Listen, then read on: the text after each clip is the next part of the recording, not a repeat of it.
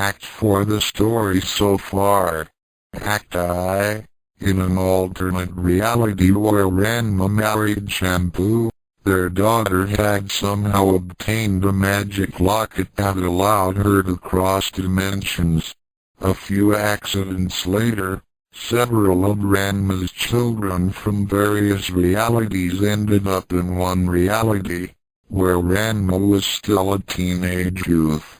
One among them, Ryo Saotome, son of Ranma and Yukaiu, managed to get a hold of the locket before Cologne was about to do something devious with it. Following his victory, Ryo sent all the children of Ranma and company to their proper realities, and then prepared to go home himself. Something, however, went wrong. He ended up in a bizarre version of Tokyo in 2096 and accidentally dragged along Radiko Hibiki and Childra Jansen in his attempt to fix this mistake. That attempt dragged him to two other realities with amazing speed. From them, he accidentally brought Miyabi, daughter of Ranma and Akan, and Ishido, a mysterious amnesiac hunted by a shadowy organization. Finally, they stopped in a reality where Ranma and company were still teens, but had never met them before. And now, Act I, Children, curious as to what caused their dimensional/reality shift, watched Ryo Saotome closely, and discovered that the locket is the source of their troubles. She tried, and succeeded, in stealing the locket from him without his noticing. Radiko schemed to make sure that the history of his world takes place, and began a plan to kill Ranma and frame Miyabi for the murder. He succeeded in getting a blood sample from her and a torn piece of her clothing, but was interrupted before he could go through with his plan. In a talk with Ishido, he found out about a certain umbrella-wielding maniac threatening to kill Ryuga in Ishido's reality. In a panic, Radiko rushed to Childra, and accidentally triggered the locket. The three of them found themselves on a bridge somewhere. Before they left, they accidentally dragged along Ryo Mahashin, a person that looked amazingly like Ikarugo Sankuzi, but in truth was a bit more devious. Bringing him along, the four crossed several realities, narrowly escaping danger, capture, and death. Then they returned to the Niruma they had left from, with an irate Ryo Saotome waiting for them. Meanwhile, Miyabi had put up with the antics of her grandparents, Sun and Janma, who were overjoyed at her existence, distressed at the way her parents were fighting, greatly annoyed at her trans-diamond soul half-brother Ryo Saotome, and had decided that a talk with grandmother Nodoka was in order. Act I, Miyabi went to Nodoka's to talk, unaware that Ranma's life was in danger due to the promise Janma made to Nodoka regarding manliness and Ranma's upbringing. The end result was that Nodoka was invited to dinner, expecting to see her son, daughter-in-law, and granddaughter. Miyabi's age, almost that of Ranma, was, unfortunately, not foreseen as a major problem by Miyabi. Upon returning from her accidental trip through time, Children surrendered the locket to Ryo Saotome once again. Meanwhile, the extra passenger they picked up along the way, Ryo Mahashin, passed himself off as Ryogo Sankuzi, son of Go Sankuzi and Yukaiu, and had everyone fooled. Hibiki got a hold of the material Radiko was planning to frame Miyabi with and used it to blackmail him into buying her dinner, among other things. They end up at Ukin's, where he washed dishes to pay for things. He eventually got drunk, hit on Yukayu, and was knocked out by a blow to the head. Children and Ishido became more intimately attached. When his guard was down, Ryo Saotome was knocked out by Ryo Mahashin, who then accidentally triggered the locket and disappeared into times and places unknown. Ryo Saotome woke up much later to find the locket gone, an image of it burned in his hand, and discovered what was inside the locket, a picture of him and Bao-chan, his fiancée.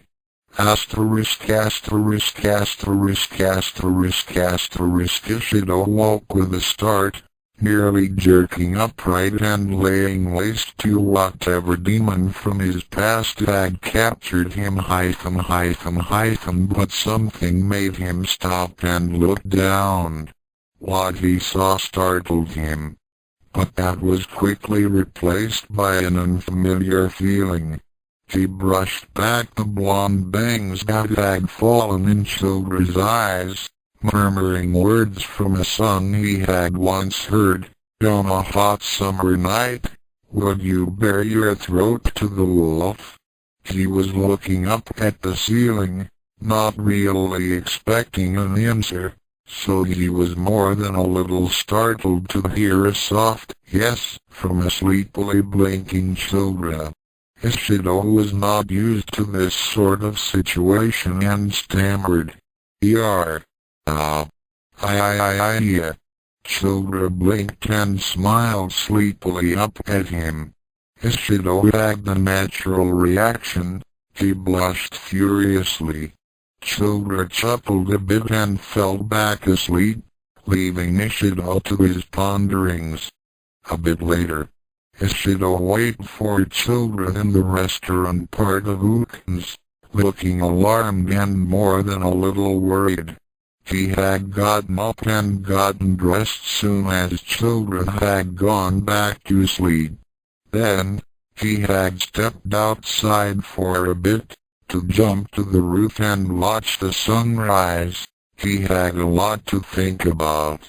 After a while, he had gone back inside, to wait for Childra. Childra yawned and smiled as she woke up again, reaching over to give Ishido a hug. Unfortunately, he wasn't there. What? Huh? With her eyes still closed, she felt around the mattress. Nothing. For a moment, a feeling of loneliness and sadness washed over her, but she quickly realized that he must be waiting for her outside. She smiled to herself. I don't blame the poor dear if he needs a bit of air after last night.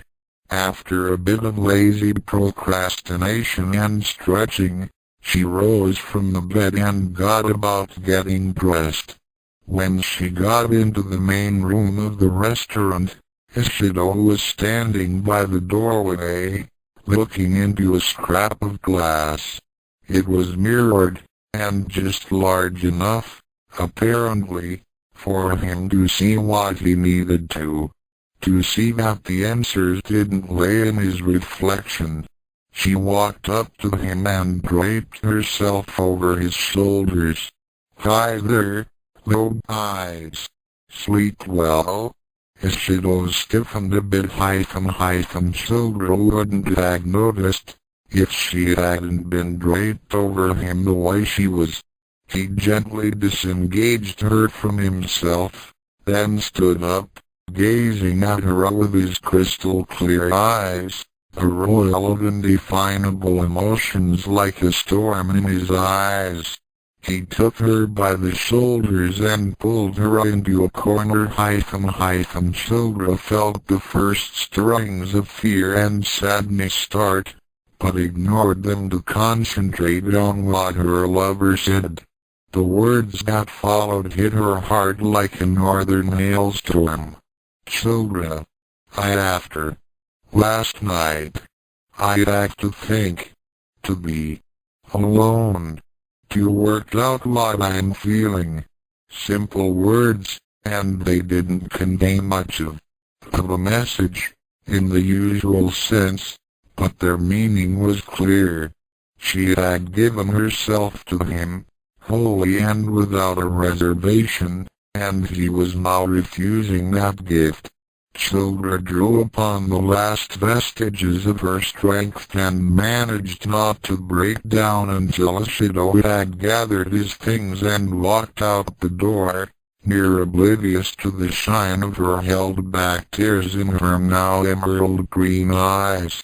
Yukai noticed the minor commotion and was making steps towards her when Children suddenly, yet very slowly and calmly, stepped through the door and out into the street.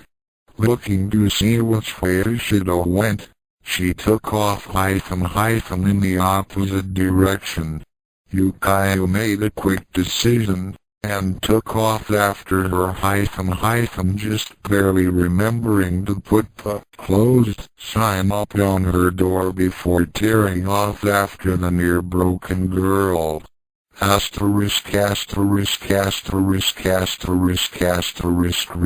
Saotome groaned. His world was slowly coming into blurry focus. He tried to remember what had happened, his mind foggy with one of those typical migraines that were the result of a typical Nirima beating. Typical for the males of the Saotome line, at Island. Now I know how Dad felt. He sat up, and felt the sudden urge to take a walk, clear his thoughts. Unnoticed by the rest of the house, he stumbled out and walked alone, looking down at his feet as he pondered his dream, and daydreamed of Bell-chan, of Bell-chan, waiting for him in his reality. He didn't really pay attention to where he was going, looking down as he was for one thing, and lost in his thoughts, until he saw something which snapped him back to the here and now with a sudden, cold clarity. Lying on the ground in front of him was the picture of himself and Bell-chan that had been in the locket. Ryo blinked, then blinked again. He fell on his hands and knees, staring at the photograph. Two faces stared back, faces he knew well. He saw one every time he looked in a mirror, and the other one every time he dreamed. How? Carefully, reverently, he picked up the age-faded picture. The edges were worn. Someone had cut the plastic into the shape of a heart, and the layers of film had separated. This can't be. Bell-chan and I just had this picture taken. We still haven't give copies away yet. I have the only proof in my wallet. He felt a cold fear grip his heart, as, urged on by the emotion, his mind slipped through the binds of logic and came to a conclusion on who had the locket. Gosling. He breathed, a crystal-clear picture in his mind of the quiet, unassuming young man with the umbrella. Ryo was lucky while like this, he was able to recall little bits of information that he otherwise would have forgotten. Ishido. Ishido**knows** Gosling. This thought burned itself into Ryo's mind and he took off in search of the amnesiac. Where is he? As it just so happened, Ishido had found his way to the bridge that was the site for so many things in Nirima, and was slumped against a rock, unfocused eyes gazing out across the water, regardless of what was and wasn't out there. I love children. I know that I care for her a great deal. But, all my life, I've been running from something. Do I want to subject her to that sort of life? Will she want to? I know that she's experienced. Maybe I'm not worth the trouble to her. I know. I can't. And yet, I think I love her. I will talk to her. If she wants to. Then we'll see. Any further thoughts on Ishido's part were dispelled by a shadow that fell across his face, blocking out the sun. It was Ryo Saotome. "We have to talk." Steel was in his voice and a fire glint in Ryo's eyes. Ishido nodded slowly, seeing this as a way to put his situation with children out of his mind. Ryo grabbed his arm roughly and pulled him up. Somewhere else, somewhere safe. Ishido nodded and followed the intense young man to a quiet, secluded area away from the rest of the park. Ryo paced back and forth. "Tell me everything you know about Ryobo Sankuji, Ishido. Everything." Ishido was somewhat taken aback by this request, but nodded slowly. "Okay. First off, his name asterisk is in single quote T asterisk Ryobo Sankuji. It's Ryo Mohashin, I believe. Yes, Mohashin, that's his name." Saotome nodded and motioned for him to continue. "Well, from what I remember, Mohashin was mainly interested in revenging himself against Ryuga Hibiki for some past rivalries.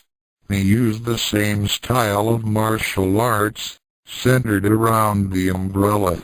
Mohashin has several key attacks: the Raigeki Ken, Gekiao, Raigeki Ken, Happosai Tensatsu, and Gekiao, among a few others. Ryo started at the almost familiar. "Don't you mean Happosai Tengetsu? The breaking point that Ryuga uses on inanimate objects?" Ishido shook his head, deadly serious. "Happosai Tensatsu. Apparently, Gosling found a way to make it work on organic things, like bones. It's not a pretty sight." Ryo blanched. A man who could explode the bones in a body was a formidable opponent indeed. "Go on." Ishido shook his head, eyes glinting as they unfocused, as he searched his memory for more of his elusive memories of Mohashin. That's all I know. I'm sorry." Ryo shook his head. "For now, it would have to do." Ryo thanked Ishido and ran off, leaving Ishido to stare down his million threats and dreams. Children sat on one of the benches in Ukins, sobbing quietly. "I need liquor," she muttered. Hi. Yukai knew just how she felt. Often, when she came back for ransons, Kwanji took a worn key from around her neck and opened a small cabinet hidden under the griddle. From there, she pulled out a large bottle made of blue glass, and a wooden cup, both of which she set down before the tearful archaeologist. "Thanks." Jansen popped the top off the bottle, not bothering to inspect its contents, and poured herself a cupful. It went down her throat in one quick motion, then promptly came back up again. "What is this stuff?" She held the vessel to the light, trying to peer inside. Was something moving in there? It's my father's special recipe." Yukaiu shuffled her feet. He drank it a lot, after Ranshin and his father left with the yatai. You're telling me you drink this? Hi. Often? Well, never mind. Once a year, even, and I'll definitely think of hiring you whenever I need a partner on a research trip to Tibet. I'll bet you wouldn't have any trouble with yak butter tea. Are you feeling better, then? Better? Children held the empty cup pensively. No. Not better. Tears welled up in her eyes, and her cheeks are turning red. She drank enough. Good. It should help her forget. Look at me, she went on, her speech now slurred. Look at me. She tore off her jacket and was about to do the same to her shirt before Quanji stopped her. Anything wrong with this? She waved her hands over herself. You look fine, Jansen-san. Fine? A Kodakai like cackle. More than fine, girl, if the U of Tokyo boys are anything to judge by. Maybe she had too much. And now, when I finally find one guy I like, one guy who wants to spend time with me without jumping in the sack. Yukaiu herself was turning red, and she had drunk nothing that day. That guy runs away. Says he isn't ready. Say, you have any real liquor? Yes, some. How about some tequila? I think I can manage. Remember the coin, you owe her your restaurant. She rummaged through her closets, trying to find that bottle she always kept for a lardy. Oh, there it was. Down it came, and onto the counter, where Childra took it and instantly poured herself a glass. A large glass. Maybe he has someone already. She raised the cup to her lips, drained it and refilled it. A nice guy like that, no memory, different reality. That type doesn't stay single for long. Probably has a wife. Who knows, maybe kids. The glasses went down, this time, leaving her with an ear-to-ear grin. I know many gals wouldn't mind going through childbirth for a night like. More prawn crackers, Jansen-san. I didn't have any to begin with. Would you like some, then? The tequila suits me just fine. Say. You and me assessed, are you? Me? Yukaiu flushed red. Yep. You are. Perhaps you're right about that. Maybe I was too forceful. Scared him away. No. I'm sure he didn't mind. I mean, most men.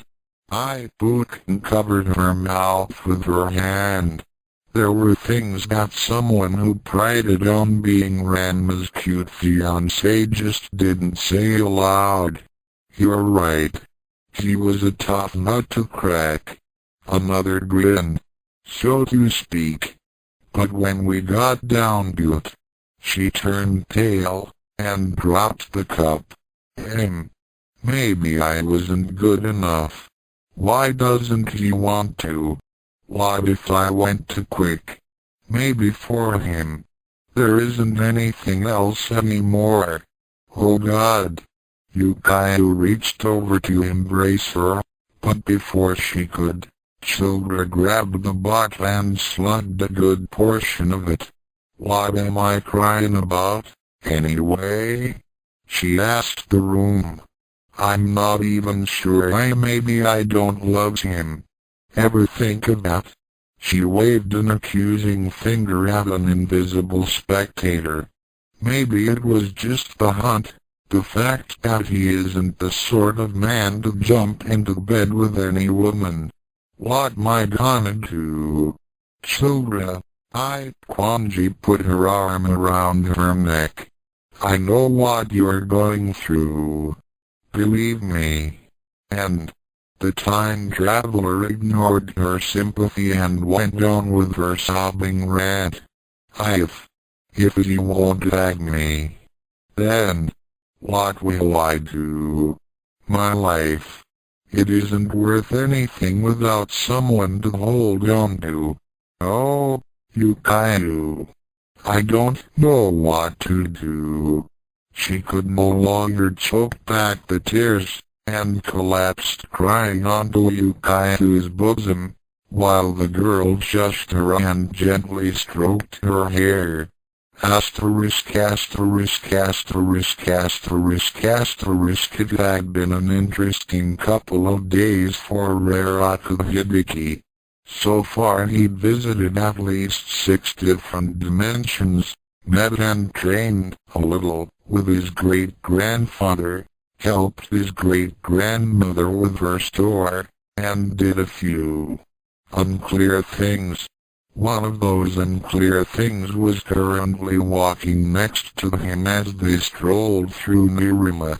It was a thing of average height, with short brown hair, a wicked grin, and that certain quality called feminine mystique. She was, or so he'd been raised to believe, an evil monster guilty of unpardonable sins against his ancestors. A demoness, a succubus, a servant of the utmost evil, embodiment of all that was not righteous. And he had apparently slept with her. Radiko couldn't help but occasionally stare at her, wondering exactly how things had gotten to this point, and whether or not this was the right state of affairs. His peers would certainly not understand. No, they'd be horrified. Hey, Rabbit baby, why the stare? Asked Nabiki curiously. Huh? You were looking at me a bit blankly, Radiko. I was. Nabiki grinned. She knew she had him by hook and by crook. Just like Ryuga, this Hibiki seemed to be easily swayed by the fair sex, a term that if you would say didn't apply to Nabiki. Radiko took a look at the smile on the tender girl's face. It seemed, to him, to be a rather nice smile. Certainly not the smile of a monster that would ruin the lives of his ancestors. Got something on your mind, Rabbit baby? Inquired Nabiki. Actually, he did. It was, in concept, a somewhat embarrassing question to ask, especially in light of who was involved in the matter, but he had to ask. Actually, I was wondering of you, Indio. I am in need of your services. Boomed Cakewalkie Kunu, appearing suddenly. Radiko reeled and shot from the sudden surprise. He stared at Kunu, then at Nabiki. Apparently, the legends were true. Kunu was swift as the wind and loud as thunder. He never saw him coming and felt a little death after the initial roar of Blue Thunder's rant. Radiko suddenly realized something. He asked for her services. But, he asked, I thought you said that you didn't. Nabiki whapped him on the head. He's not asking for that kind of service. She calmed down immediately, then turned to Kunu. So, what's it today, Kunu baby? I need images of my two beloveds. As many as possible. My heart doth grow weak in their absence. Kunio was facing an internal crisis. The girl he had run into the night before, the Gayan with blonde hair, had tempted him. She had made his heart straight from his beloved big-tailed girl and not Nintendo. Was his heart not pure? His intentions just and right? His love for his goddess is real and everlasting?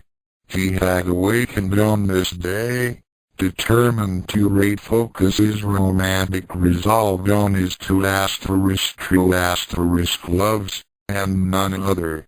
Radiko stared blankly as Kunio and Nebiki negotiated. This, he wondered, was the great and noble Tatewaki Kunio. He who implemented governmental policies that spread peace throughout the globe. He who was worshipped as a saint in Radiko's era. This rambling, woman-chasing, book-and-waving man was to become a world hero. It seemed rather hard to believe. Needless to say, he was beginning to feel a little disillusioned about the great founder of his society. But then again, he wasn't supposed to be like that until Ranma was dead and Nintendo deceased by suicide. With that thought nagging on his mind, he decided to see if he could do something about that a bit later. Radiko idly put his hands in his pants and hummed a bit, waiting for Nebiki to conclude her business. That's when he felt it. A hole in his pocket. He momentarily frowned on the apparent loss of a few silver Kunio coins that he had dumped in there, but that was small change anyways.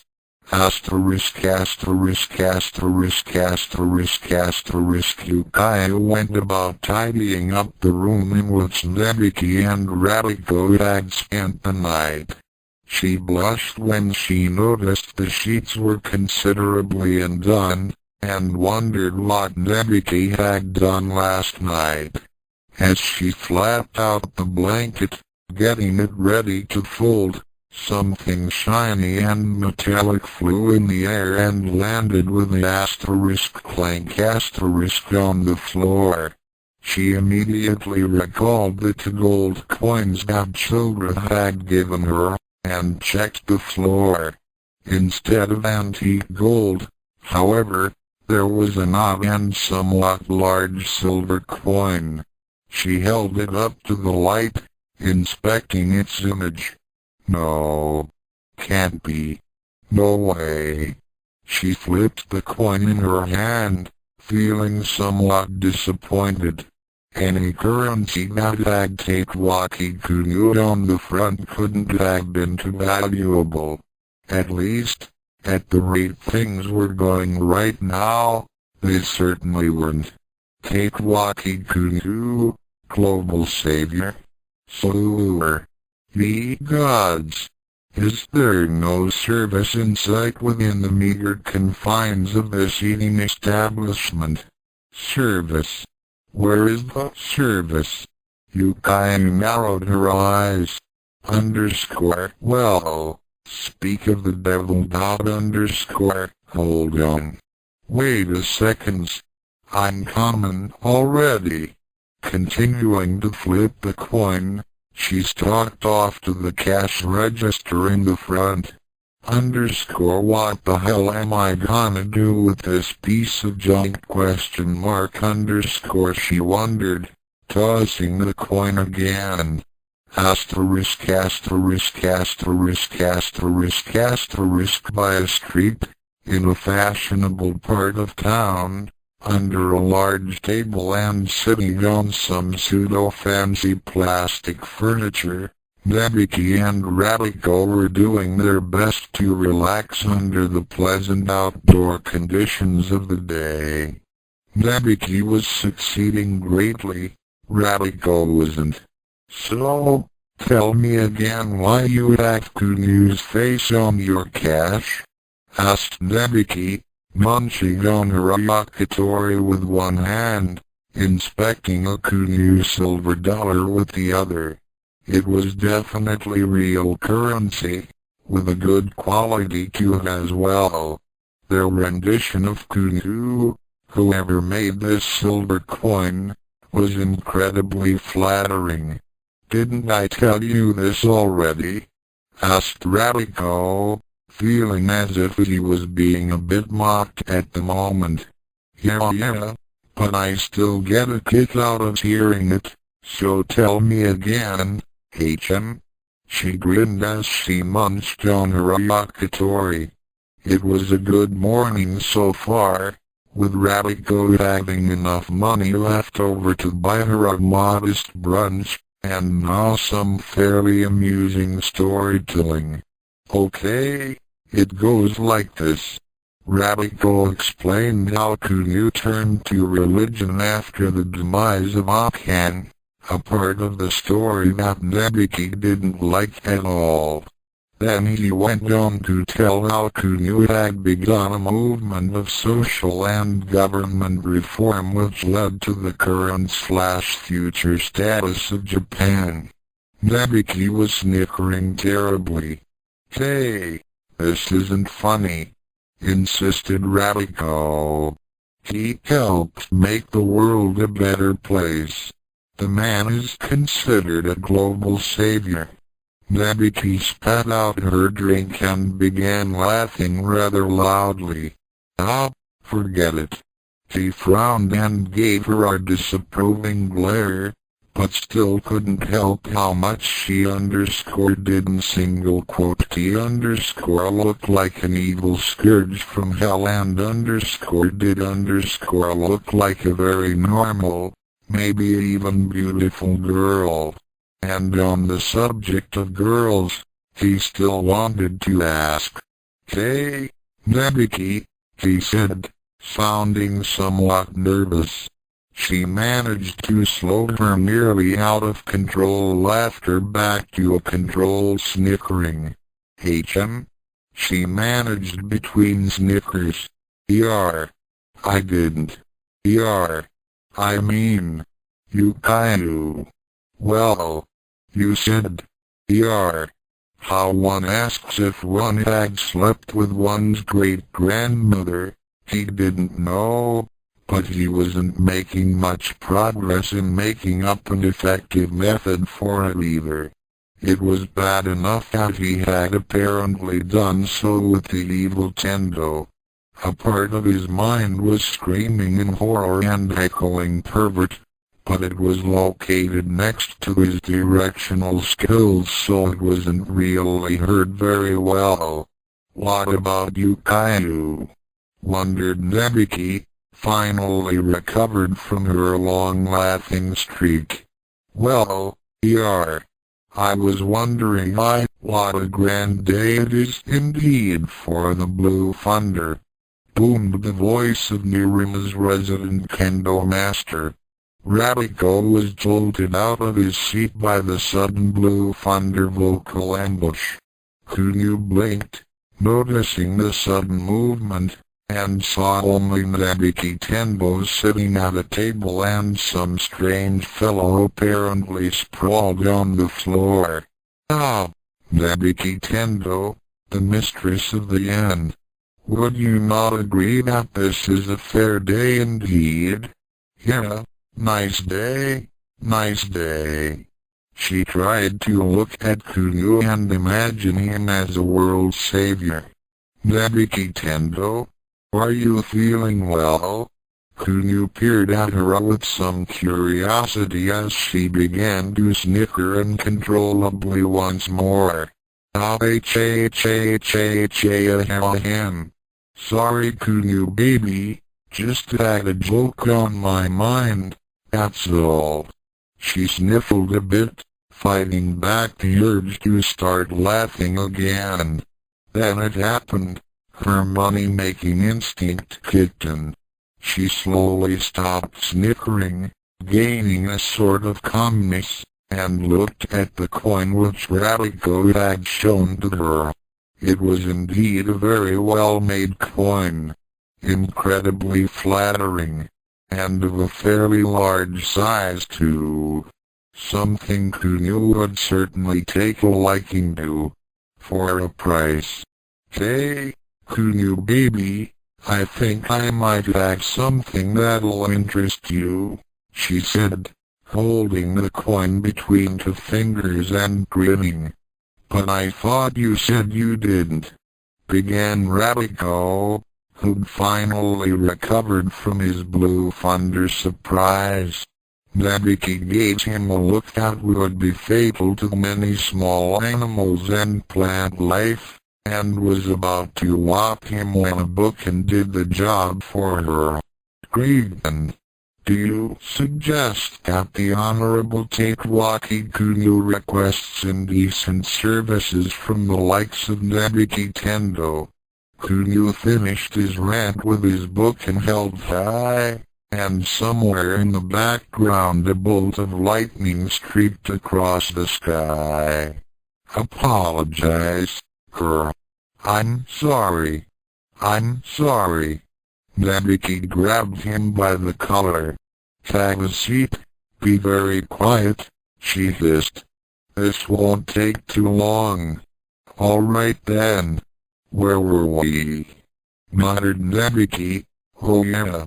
Have a look at this. She held the fairly large coin before Kunu and waited for his ego to kick in. There was a moment of silence. Ah, yes, I see you now carry the new currency of our mighty nation. Nabiki stared at him, somewhat confused, as he ranted on.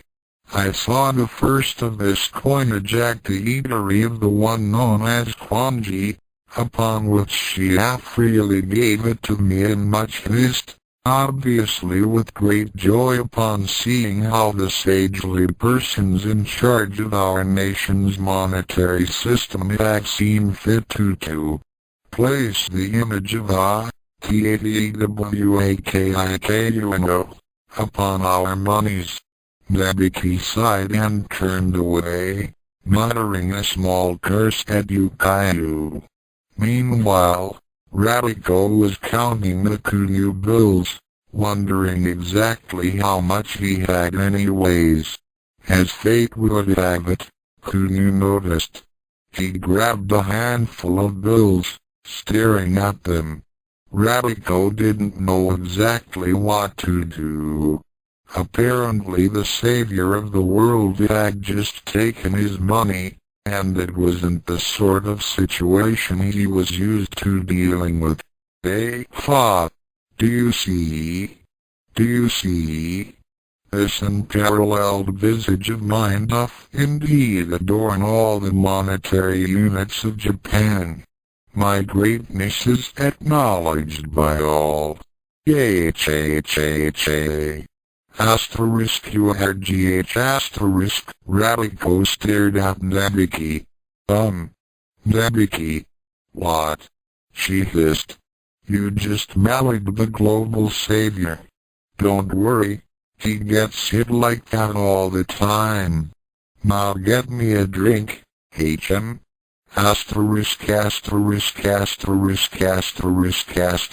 Ranma and his newfound daughter stood in the dojo at a combat stance, both breathing heavily.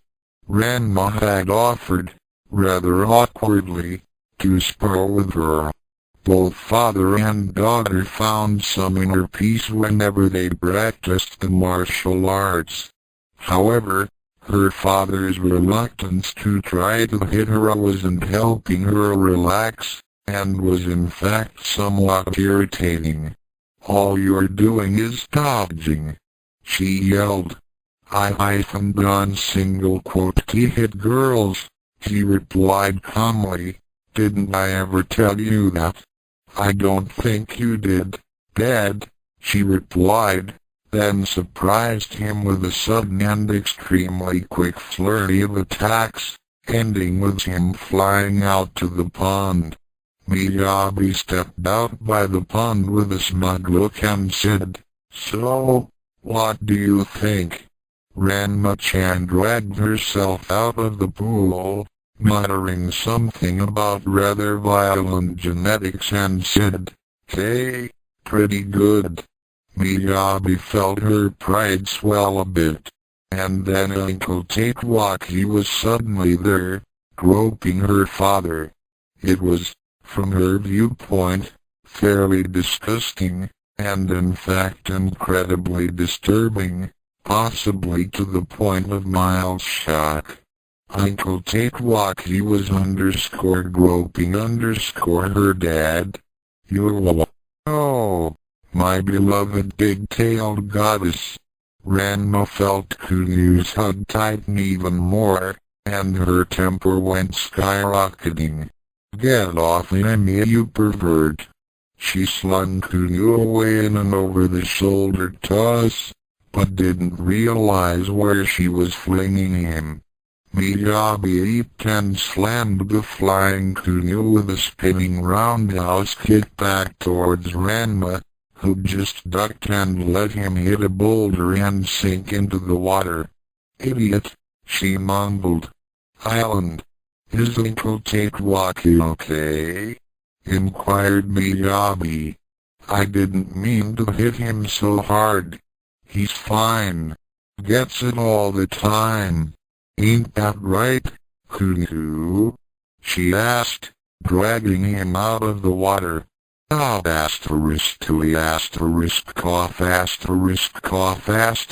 Such martial arts prowess. I am duly impressed. Allow me to introduce myself." Kunyu gave his long introductory rant while Miyabi stared in disbelief. He really was ridiculously long-winded back then. "Big-tailed one," said Kunyu, waving something in the air. "Feast fine eyes on proof of the greatness of Tatewaki Kunyu." Ranma looked. It seemed to be several wet pieces of paper, looking a lot like money, with his face in the center. "What the heck is this?" asked Ranma, examining the paper. The date it was printed seemed to be 2095. He looked to his future daughter with a questioning glance. She shrugged, having never seen that type of money before either. "Verily, the great nation of Japan has finally given its most blessed son the honor and glory he deserves. And so, big-tailed one, wouldst thou care to date with me?" A national sim-UGH*.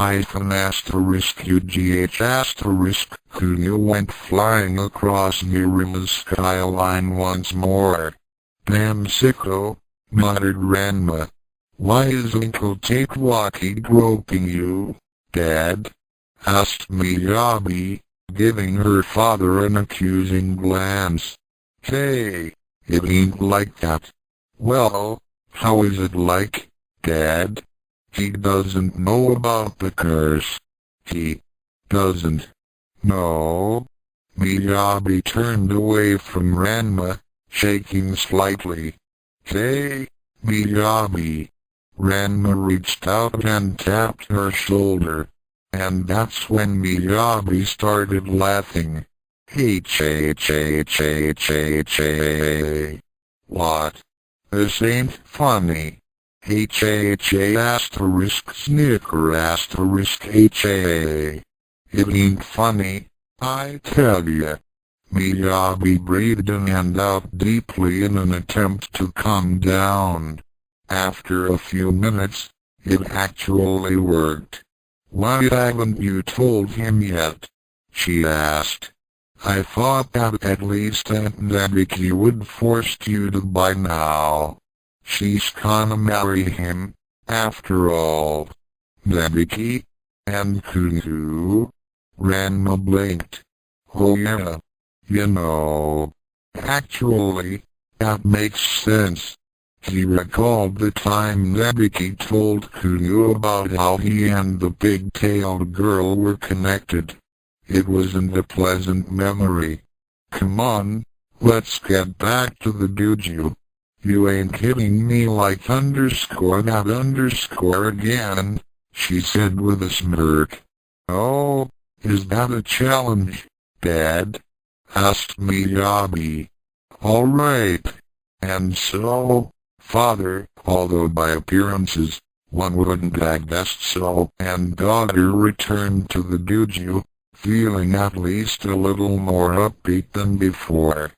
Asterisk asterisk asterisk asterisk asterisk Ryo had a headache.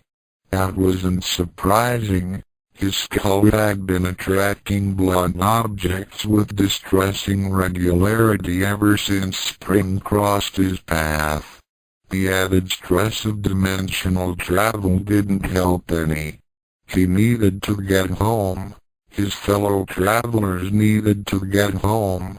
Yet nobody else was making any effort to leave this reality. Well, almost nobody. And if Ishido is right, this other Ryo has been playing us all for fools. He looked down at his hands. In his left he held the photograph, an anachronistic enigma he couldn't begin to explain. Branded into his right palm was a heart, the reverse image of the cause of all his pain. It's like that to be movie the American president played in, Raiders of the Lost Ark. He traced the pattern lightly. I can't even make out the flowers that were engraved on the front of the damn thing. He clenched his fist, hiding the image. If this means what I think it means, then I'm as damned as that locket. Maybe more so. Why Ranma so sad? A pair of slender hands wrapped themselves around Ryo's arm and pulled him off balance. The big-tailed boy stumbled, falling into the waiting embrace of a very well-developed young woman. He began, but the purple-haired girl's enthusiasm had driven the air from his lungs. Purple hair. Spring. He tried to break free. No, wait, this isn't spring, it's shampoo. Likewise realized she'd made a mistake. She shoved Ryo away. He bounced twice along the sidewalk. Who you? She demanded. Why you look like Ranma. I'm your transdimensional stepson. He rattled back irritably. Shampoo blinked in confusion, giving Ryo time to pick himself off the sidewalk. At least I didn't land on my head, he mused as he rubbed the seat of his pants. The Amazon scratched her head. Shampoo not understand. He tried again. I'm Yukai's son from an alternate future. Shampoo pouted. Ryo sighed. Magic. Shampoo brightened up considerably, clapping her hands. Is very good magic, she chirped. Ha! Ryo's laugh was half snarled. You Amazons are about the only ones who think so. Shampoo frowned, then shrugged. Most of the conversation had gone over her head. I go home now, she decided. You do that, Ryo agreed. His headache hadn't gotten any better, and the last thing he needed was a discussion of time travel paradoxes in words of 2 syllables or less. He watched warily as Shampoo walked away, his mind still working on the problem at hand, the means to travel across time and reality now that the locket was stolen. He didn't need any distractions right now, especially from Shampoo or her grandmother. Now, where could he go for help? He stood up quickly and immediately hit his head on a low branch. It jarred his skull yet again, and he flopped down to the pavement, staring at what was now a trio of Shampoos walking off. That's it, he thought, his spirits lifting slightly. Cologne knew more than enough about the magic arts to help him out. Of course, that was the problem as well. The last time he'd met a Cologne, she'd managed to almost twist reality to her will, via the locket. To let her know that such power was within her reach might be a dangerous gamble. He looked once more at the tattered photograph that apparently fell out of the locket before it vanished with its thief. Him and Bell-chan. Together. Unless Mr. Tendo, her grandfather, was more adept in magic than they had let on, he didn't see any other options. Cologne it was, then. Somewhere within, he felt that maybe this was destiny. Hey! Shampoo! Wake up! Shampoo paused in her stride, wondering who was calling her. She looked around. Hiya! It's Ranma, she thought with glee, bubbling over with happiness. Then her long-term memory kicked in and reminded her of something. Oh, the one that only looks like Ranma. Again. Who? What do you want? She asked, irritated. I need to talk to your great-grandmother, he said carefully. What do you need see great-grandmother for?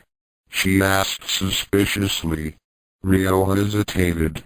Shampoo seemed dim-witted, but considering who her great-grandmother was, he wasn't sure her appearances could be trusted. Let's just say that I need her wisdom. Shampoo brightened. Great-grandmother, very wise, she helped you very, very much. We go now, she said, getting on her bike. You follow, yes? You think she'll see me? He wondered. She helped people all the time, said Shampoo proudly. Ryo didn't bother to add his comments, which would certainly been to the contrary of her statement, and possibly impolite. I hope this doesn't backfire. Asterisk asterisk asterisk asterisk asterisk. Shampoo led Ryo into the Nakoland and behind the back door, through a curtained doorway. In a darkened room lit only by candles, a small, wrinkled figure stood.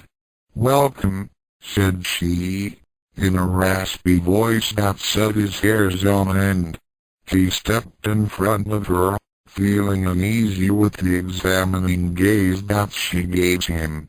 My Shampoo tells me you seek my aid. That's right, he said, feeling apprehension and dread creep into his nerves already. He thought those feelings, and quickly assumed a calm mask. Cologne, however, seemed to notice his unease, as her gaze became one of curiosity and cunning. So, what can I do for one of the Saotome lineage? How? Come now, there is no doubt as to what you are. She narrowed her eyes once more, her observation of him making Ryo feel definitely uncomfortable. Now, what is your name, boy? Saotome Ryo. Well then, Saotome Ryo.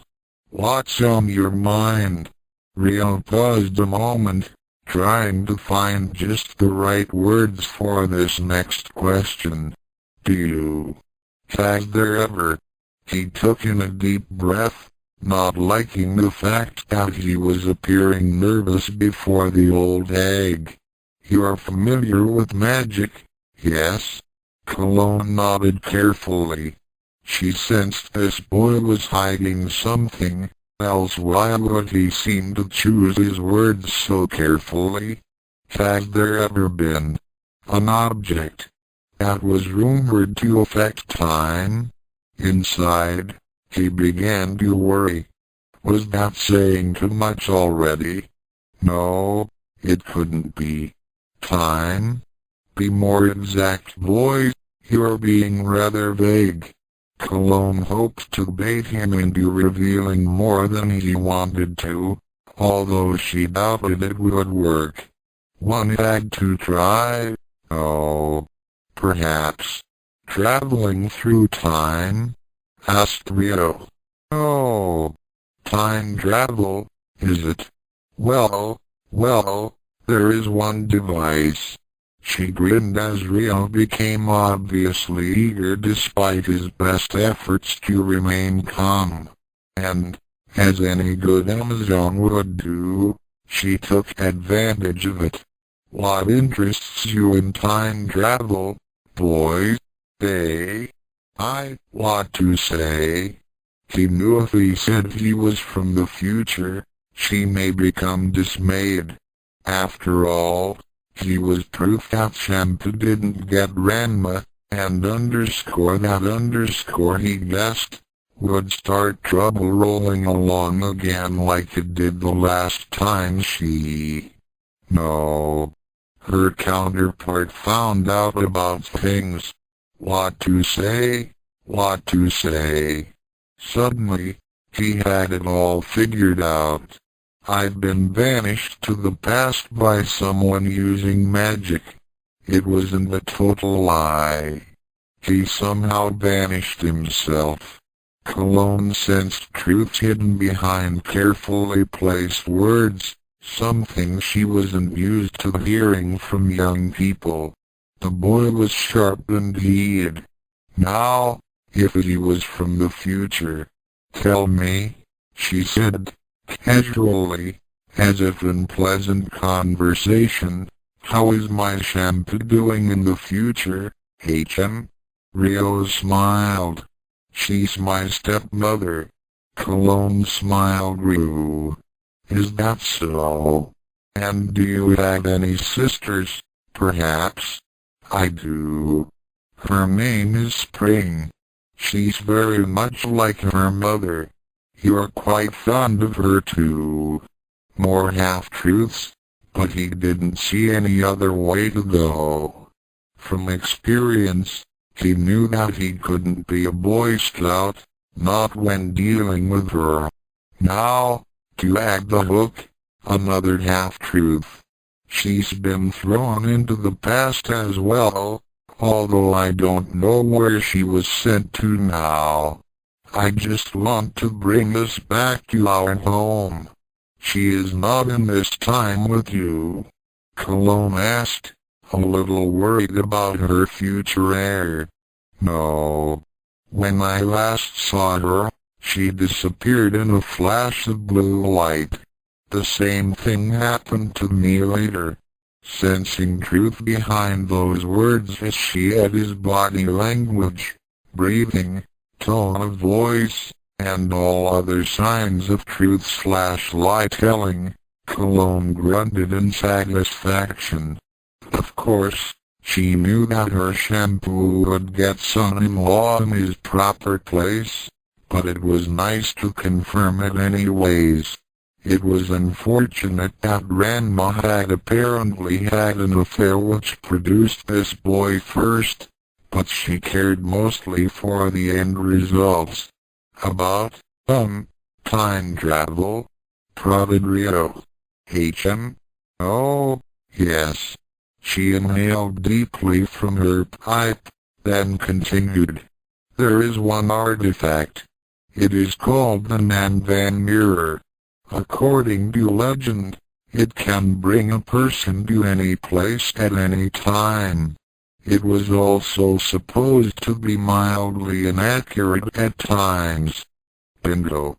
Can this mirror be used to create something else? Asked Ryo, allowing himself to trust her fully.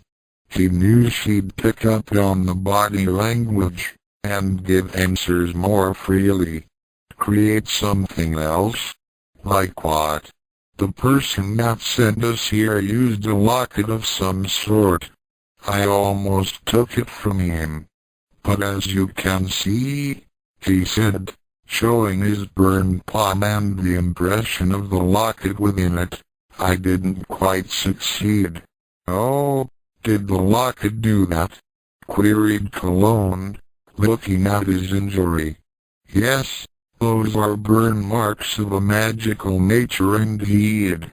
She thought for a moment, putting together the facts of the case. I suppose one could use a PIEC of the mirror, but it's only in theory. She HM'd for a moment, then asked, so you think your enemy has used a Nanvan mirror to create a new object? Ryo nodded solemnly. Curious as to who could have done such things, she asked, who is this enemy of yours? Ryo Muhashin, he half lied. Have you ever heard of him? No, sorry. And where is the mirror? Asked Ryo. Stolen. What? Many years ago, a twisted little man came through our village. He chased the women, stealing our undergarments and other things of interest. Amongst the missing items was the Nanvan mirror. Suspicion crept into Ryo's mind. This sounded familiar. This sounds like Happosai. It does, doesn't it, sonny boy? Cologne grinned. Does he? Well, there's one way to find out, obviously. It was fairly clear to him what she had in mind.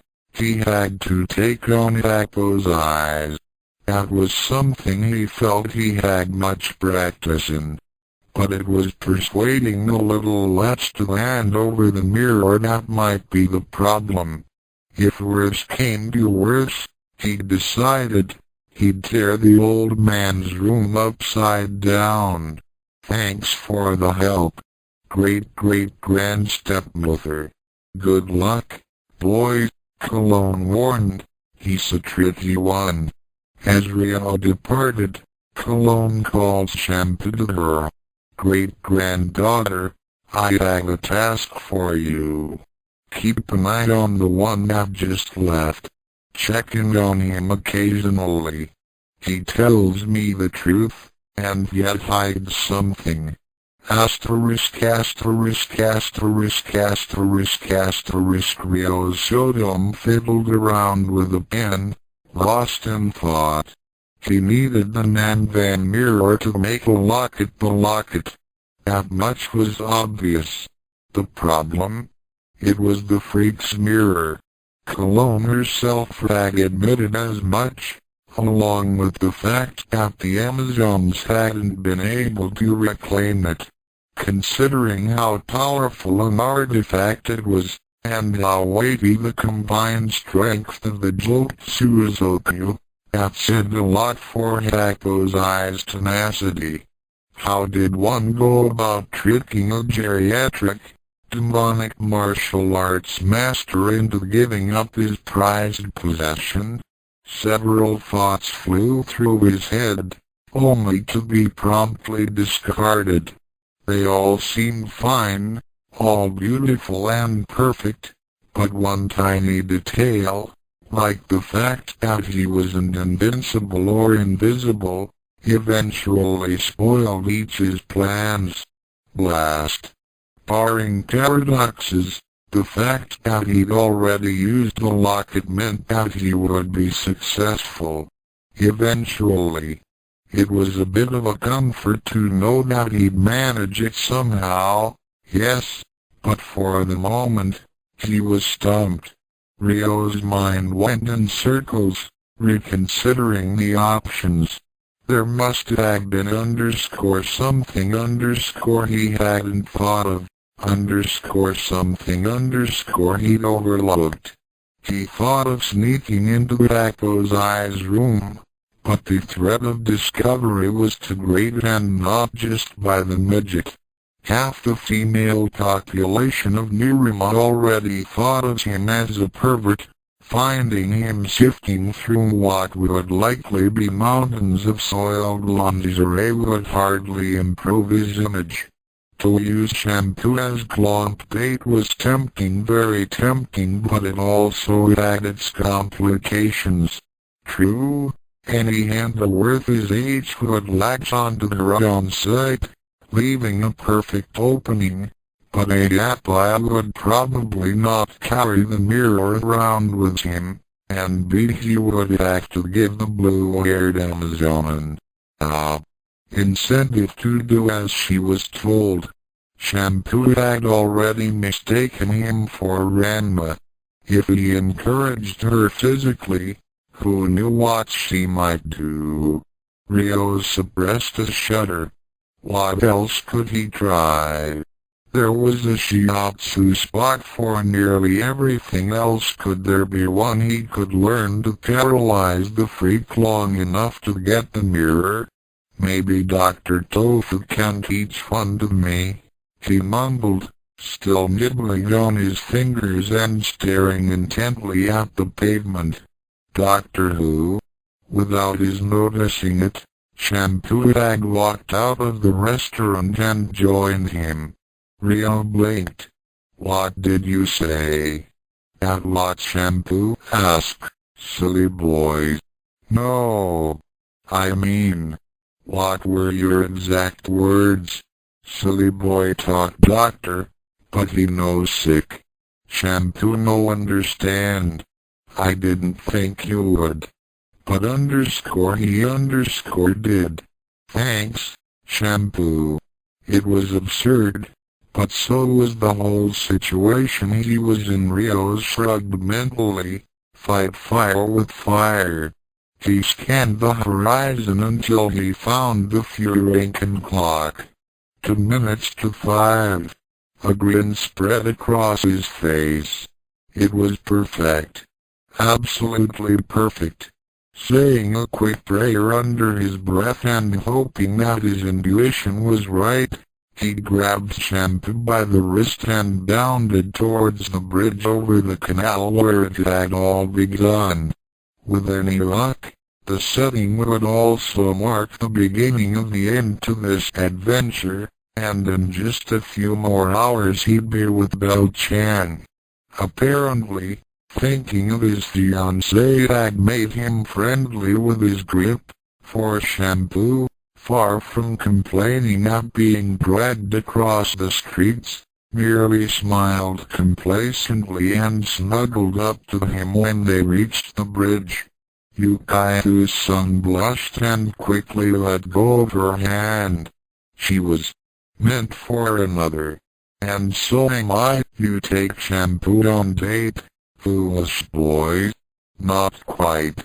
You want date Shampoo? You had beat me first. Want try? The Amazon's eyes narrowed, and she smiled wickedly. Long time no good worked out.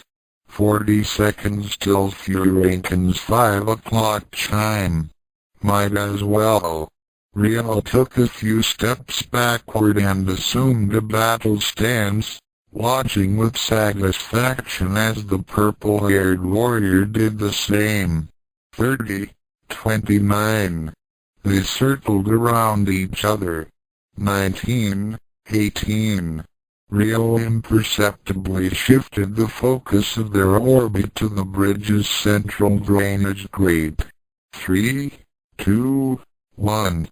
As the clock struck 5, Happosai appeared in between the combatants, holding an object which glowed with a familiar light. Right on time. Before the midget could notice, Ryo snatched the mirror and got out of the way to allow his companion to pump the wretch into low Earth orbit. Shampoo stood wide-eyed for a minute, then regained her composure. Where pervert come from? Under a cabbage leaf? The blue-haired girl stared at him with a blank expression on her face. Ryo sighed, shook his head and tucked the mirror under his arm as he started towards the dojo. It was going to be a long evening. Childra's legs carried her away as quickly as they could, for her mind was too distraught to navigate. Swiftly they led her, over concrete, grass and narrow fence, through bushes and now well-kept fields, down an all-too-familiar route that was altogether new. While she traveled, Jansen barely spared a thought to see the changed or pre-changed town, to notice the dirt, the litter, or the gloriously suggestive billboards, the absence of hover cars and geodesic domes. The only metamorphosis, the only loss she was concerned about, was that within herself and of Ishido. Had she gone too quickly? Her pace sped up. Had she frightened him, or pushed him past his natural capacities of giving? He was shy, and knew at nature's game. To him, intimacy meant far more. Perhaps she had blasphemed against some hidden code. Perhaps she'd hit a mental barrier. Perhaps he had a wife. A wall where she remembered none forced the woman to turn a corner. But a small beeline later she was back on familiar ground. That he might have had another didn't matter. He had told her so. Or had she told him. What if there was someone that he cared for, someone that he loved far more than her, and that their tryst had reawakened memories of? What if he felt a calling in his heart that he could not ignore? What if her limbs were now oscillating for all their worth, straining themselves in a painful way? They were doing their best, her physical parts, the poor amalgamations of tendon, flesh, bone and skin, just failed to realize. They could take her away from the drink, from the bed, and from the man, but from herself. That she could never run from, were she as fast as light itself. Or faster, she managed to chuckle, recalling her recent time travel experiences. Her mirth faded quickly, but it lasted enough to find her at her destination, the Nirima graveyard. It was much the same as when she'd left it, only smaller, with more space between the rows of markers. Wide, roughly carved stone steps led up a small hill to a plain iron gate, with a legend above and no lock, beyond which lay a path strewn generously with white pebbles. Childra climbed the steps slowly, pushing against her knee with her hand to rise over each stone. At length, her silent footfalls gave way to the crunch of her boots on the cemetery's path. Out of habit, she called out, "Akan?" No one answered. Of course, the girl of that name here was not the woman that she knew 100 years from another now. No one else answered, either. No translucent shapes smiled weakly back. No transparent shades walked melancholy between graves. Every spirit, every body buried here was perfectly at peace. Except for her. Another grim smile. Yes, she was more spectre now than were the ones whose names were carved upon the obelisks, and she felt more like dust than the ashes placed beneath them. Like a ghost, she was trapped in between. She didn't know whether she was alive, as she had felt last night, or dead, whether her existence would forever be a reliving of a memory, a regretful fawning over of a moment when all had seemed right, or whether, like in a fairy tale, she'd be allowed to live her dream. Why couldn't he tell her? Why did he have to run away, to leave unanswered all her questions? If he didn't want her, if Ishido thought her an old fool, Why didn't he say so? She knew why. He was too polite, too honorable. It was one of the things she liked best in him. He was uncomfortable with eloquence when his feelings would bring joy, but if he knew they'd bring her grief, for him to speak them would be unthinkable. And yet, it was just as likely that Ryo Saotome was confused. Perhaps he, like her, felt within himself a wild beast being tamed. Perhaps the wolf was struggling against a newfound feeling of acceptance and domestication. Children swept the dust off a large, flat marker and sat herself down, pulling her jacket close around her to keep out the chilly breeze. The pictures that her choice of metaphors had brought to mind, a shadow in a leash and color, were almost enough to dispel her grief, but the howling of the wind, and the ambience of gloom surrounding her soon brought her back to her melancholy. The wind evaporated the tears from her cheeks as quickly as they came down, cooling her flushed face. It was a cold and heavy wind, matched by a dark sky and rustling treetops. It'd rain again today. She'd wait it out.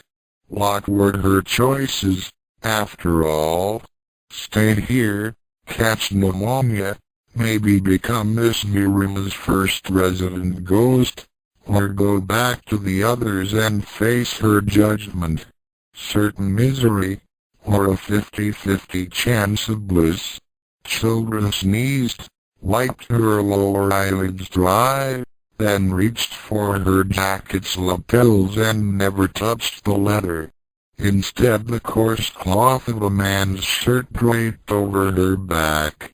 "It'll keep you warm," said the familiar voice from behind. She spun around. A shadow, a smile, made all the more beautiful by his saddened, violet eyes. "Am I the one who's made you sad?" he so gently asked, but more than what he spoke, it was his eyes that told her volumes, for with each word a brighter lacrimal reflection from those orbs would lessen that of her own.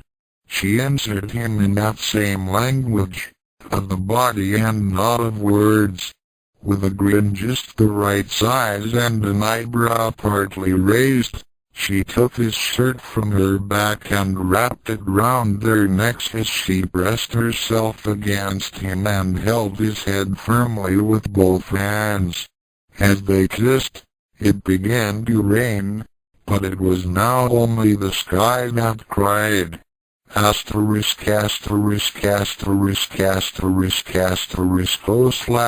Another Saturday night and I ain't got nobody. I got some money 'cause I just got paid. How I wish I had someone to talk to. I'm in an awful way. The sound of 50s American pop rock flowed quietly through the radio at Ukins, while its owner looked wistfully out the front windows, sighing with a melancholy hanging over her heart. The future didn't seem to be going her way. To be more exact, it wasn't going the way she wanted it to go. It was primarily that dream she had a while back that was disturbing her deeply. She felt entirely too comfortable for her liking when she woke up from it. It couldn't be because she really was in love with the lost boy. No, she definitely didn't love him. Not yet nagged a part of her mind that she quickly shut off. She grabbed at a broom and began cleaning the floor, falling into a peaceful trance with the repetitive motion of sweeping. Twilight fell into darkness, matching her mood quite well. And then she heard someone groaning. Her martial artist reflexes took control, and she reflexively reached for her battle spatula and slowly made her way to the back room.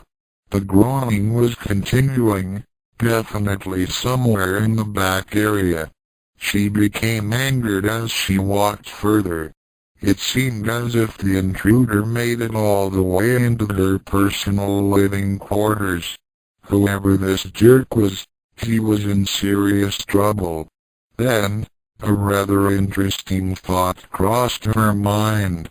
That lady, Childra, she and her boyfriend Ishido might have made up and...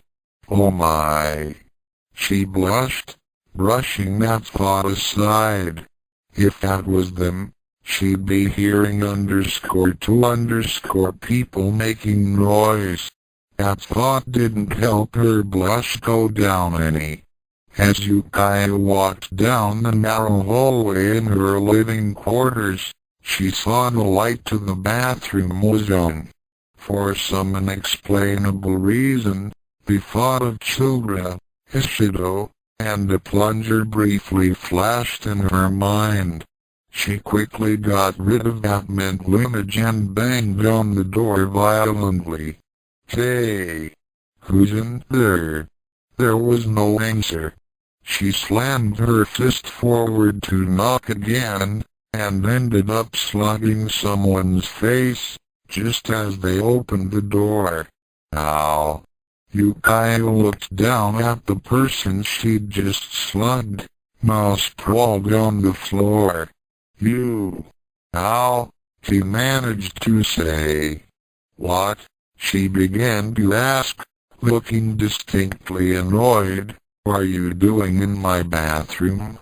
Yukaya paused for a second before snatching a long rod from Ryuga's hand. And what were you doing with my plunger? I was using it, said Ryuga. All I did was... Yukaya waved him into silence, her face coloring as she remembered the moms of a few minutes earlier. I do not want to know, she pronounced. I hate to. The lost boy looked around himself, then back at Yukaya. This isn't the Tendo Dojo, is it? Sorry, sugar. Wrong house, said she. Oh, said he. And so they just stood there, in silence. Said Yukaya, trying to think of something to say.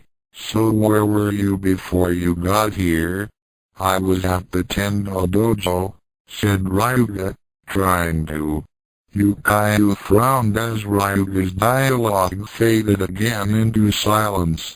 Trying to. What? She asked. She stopped walking, leaving the two in the main restaurant area with her standing up and him making his way to a seat now that he sensed that a talk was about to start.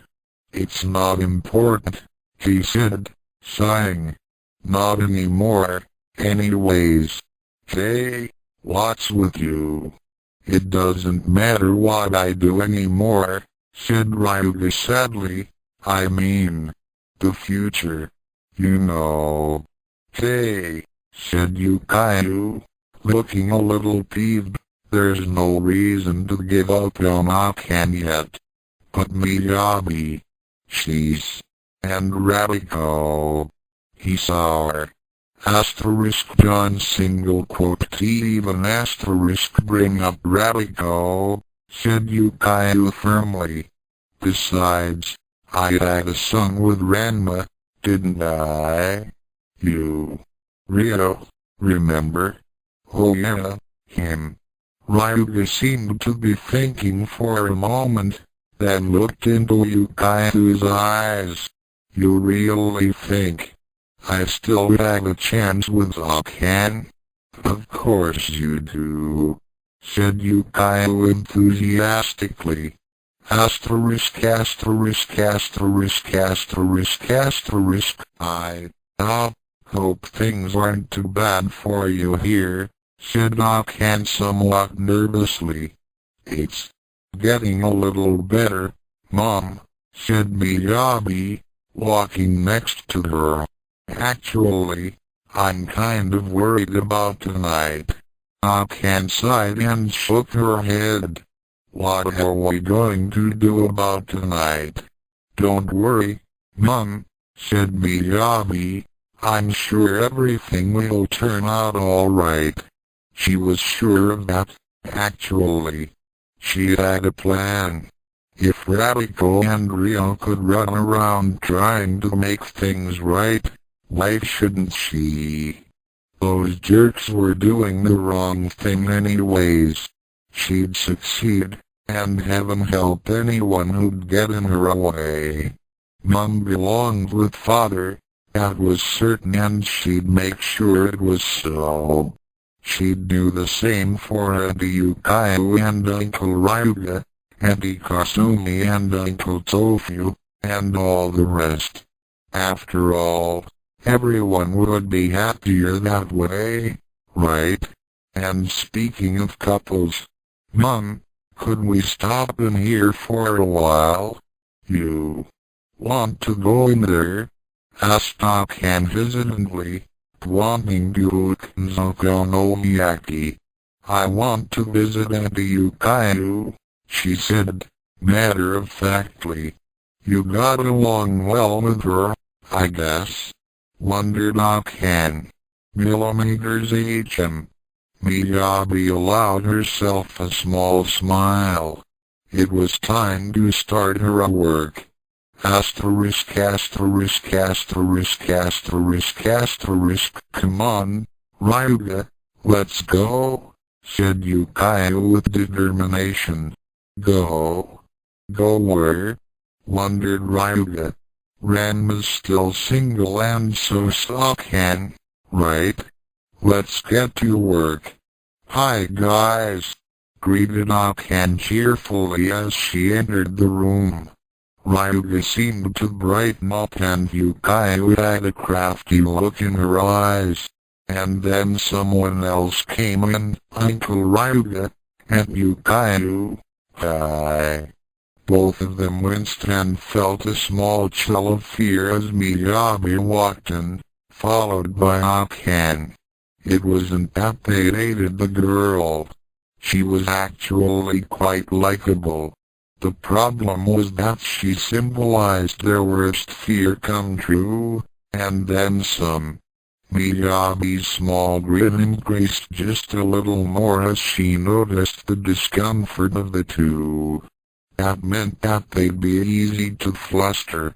Oh, said Miyabi, I didn't know the two of you were here alone. It's not, stuttered Yukayo. We weren't, babbled Ryuga.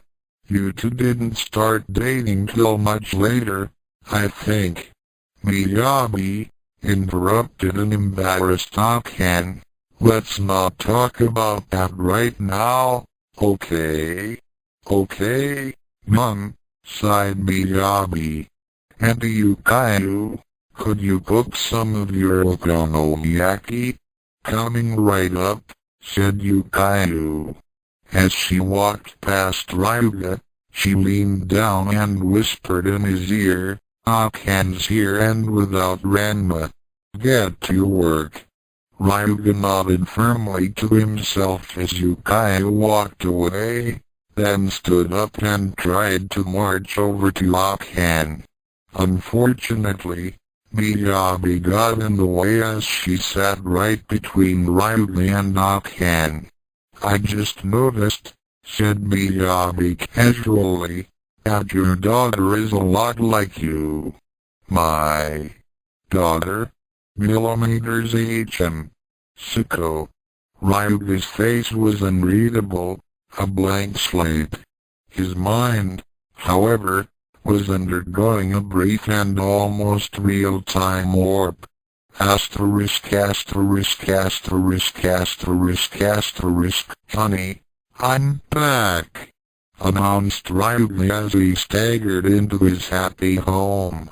He carefully placed his backpack and umbrella on the floor, then untied his worn shoes. Ryuga, welcome home. Ryuga felt his soft arms wrap around him in an embrace, and he felt her soft breath on the back of his neck. Appa. A small, fanged, and bandana-clad bundle of energy latched onto him from the front. Ryuga returned his daughter's embrace. "Suko-chan, Fukan, sorry I was lost for so long," said Ryuga. "I brought you something from Belgium." "Oh, it's okay if you get lost now and then," said Yukaiu sweetly, "as long as you come back to us like you always do." Asterisk asterisk asterisk asterisk asterisk Is he okay? Wondered Miyabi. "He does seem to do that sometimes," commented Akan. "Uncle Ryuga? Hello? Uncle Ryuga? Huh? What?" Ryuga blinked, startled, and nearly fell off his seat. "Are you okay, Uncle?" asked Miyabi. Yeah, just fine. You know, you and Auntie Yukai used to cook together all the time," said Miyabi. "Why don't you help her now?" "No, I'd rather not. I mean, I need to talk to Akan and, hey, wait a minute," protested Ryuga weakly as Miyabi shoved him gently but firmly towards the okonomiyaki grill. Akan sensed what her daughter was up to and walked along, following the two. Yukaiu sensed what was going on too, and she was less than pleased. As Ryuga stood next to Yukaiu in an unsort of state, she elbowed him and whispered, "What are you doing here, moron?" "She said I should help you cook," said Ryuga weakly. "Since when are you taking orders from Ranma and Akan's kid?" hissed Yukaiu in return. "Oh, just shut up and cut these," snapped Yukaiu, handing Ryuga a chopping block, a knife, and some vegetables. Things weren't going to her liking at all, and it put her in a very irritated mood. First, she needed to get that weak-willed idiot Ryuga into Akan's arms, despite Miyabi's presence. No, now isn't the right time to go into action. She concluded. Not with Miyabi around. She just complicated things with her presence alone. Resigned with the conclusion that nothing else could be achieved at the moment, Yukaiu allowed herself to become hypnotized and calmed by the repetitive motions of cooking okonomiyaki as she prepared the ingredients and fired up the grill. Then she felt it. Something was wrong. She looked towards Ryuga, who seemed to be blushing. He glanced at Akan for a brief moment, while she wasn't looking, then glanced at her. As their two eyes locked, Ryuga quickly looked away while Yukaiu blinked, puzzled at his behavior. Then she noticed what the two Tendo girls were doing. Akan sat by the grill next to Miyabi, and they were in not-so-quiet conversation. With little effort, Yukaiu listened to them. "Well, I think it started back at this vacation a few months back," said Akan. "There was this cave." "Oh, that," replied Miyabi, "and Yukaiu told me all about that. It's the first time they started behaving like a couple," she said. Yukaiu frowned. "No, this was not good. Not good at all. You know, they're already behaving like they used to, observed Miyabi. Notice how they're already working together, and looking at each other when they don't think they're being watched. Yukaiu blushed, embarrassed that Miyabi'd been right about her observations so far. She couldn't help but peek at Ryuga, wondering how he was holding up to the situation, and it was clear he was every bit as embarrassed as her, if not more. She was caught off balance as Ryuga quickly looked towards her and their eyes were locked once more. Then they both looked away feeling nervous. Ow! Ow! Yukaiu wondered what happened and turned around to see Ryuga holding his bloodied thumb. Ryuga! She gasped. Are you alright? Why yeah. I just cut myself, he replied, looking only at his cut thumb. Is there anything we can do? Wondered Akan. In the back room there's a first aid kit under the sink, said Yukaiu. Could you go get it? Without a word, Akan quickly departed while Miyabi looked on, cringing at the sight of her uncle's self-inflicted wound. You never used to be that clumsy, she said, puzzled. Let me see how bad it is, said Yukaiu as Akan returned, placing the first aid kit on the counter. Nice cut, sugar. I know, just give me a band-aid, will you? Snapped Ryuga. Not so fast, gotta put iodine on it first, chided Yukaiu. Iodine? The word was vaguely familiar to him. Miyabi smiled a little more, pleased to see one relationship blossoming as she thought it should. See? She said to Akan, they're like a couple already. Unfortunately, she said this just as Yukaiu held an iodine-soaked cloth over Ryuga's wound. It could be said that she accidentally pressed down a little too hard. If one asked Ryuga, he'd say she pressed down entirely too hard. What'd you do that for? Snapped Ryuga. Oh, stop crying, you big baby, snapped back Yukaiu. She turned her attention to the ingredients around her and noted with considerable disgust that Ryuga had managed to bleed on quite a few of the ingredients. I think there's gonna be a problem with the okonomiyaki, said Yukaiu. If you don't mind waiting a little while, you don't have to worry about it, said Miyabi with a peculiar look. Yukaiu didn't like that look.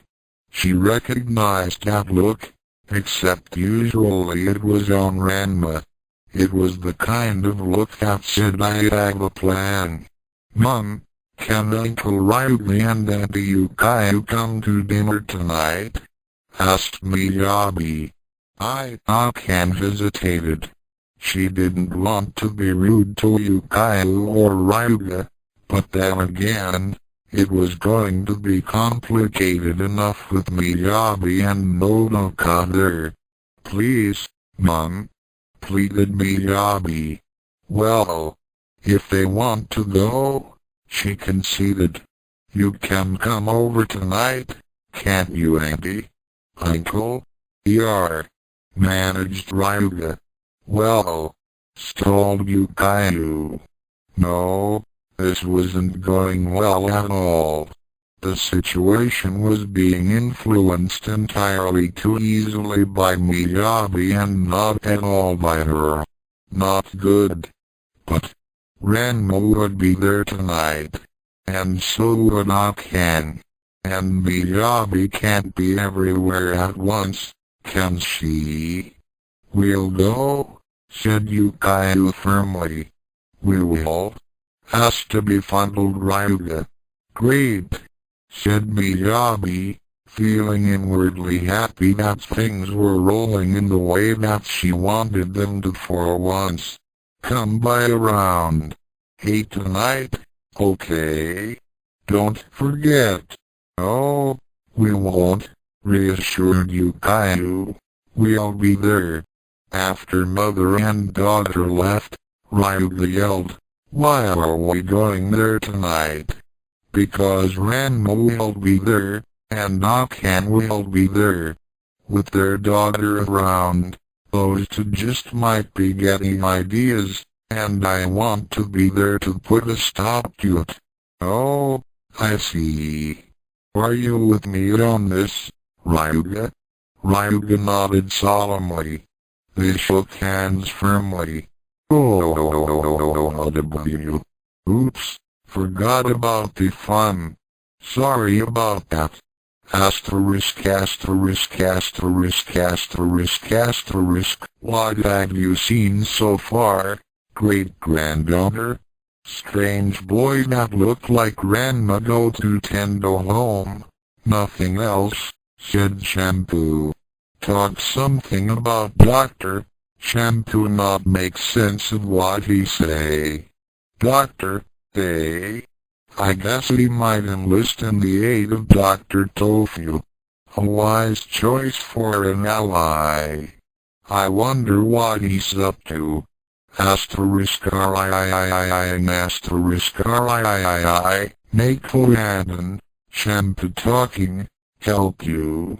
Cologne contemplated her next move idly.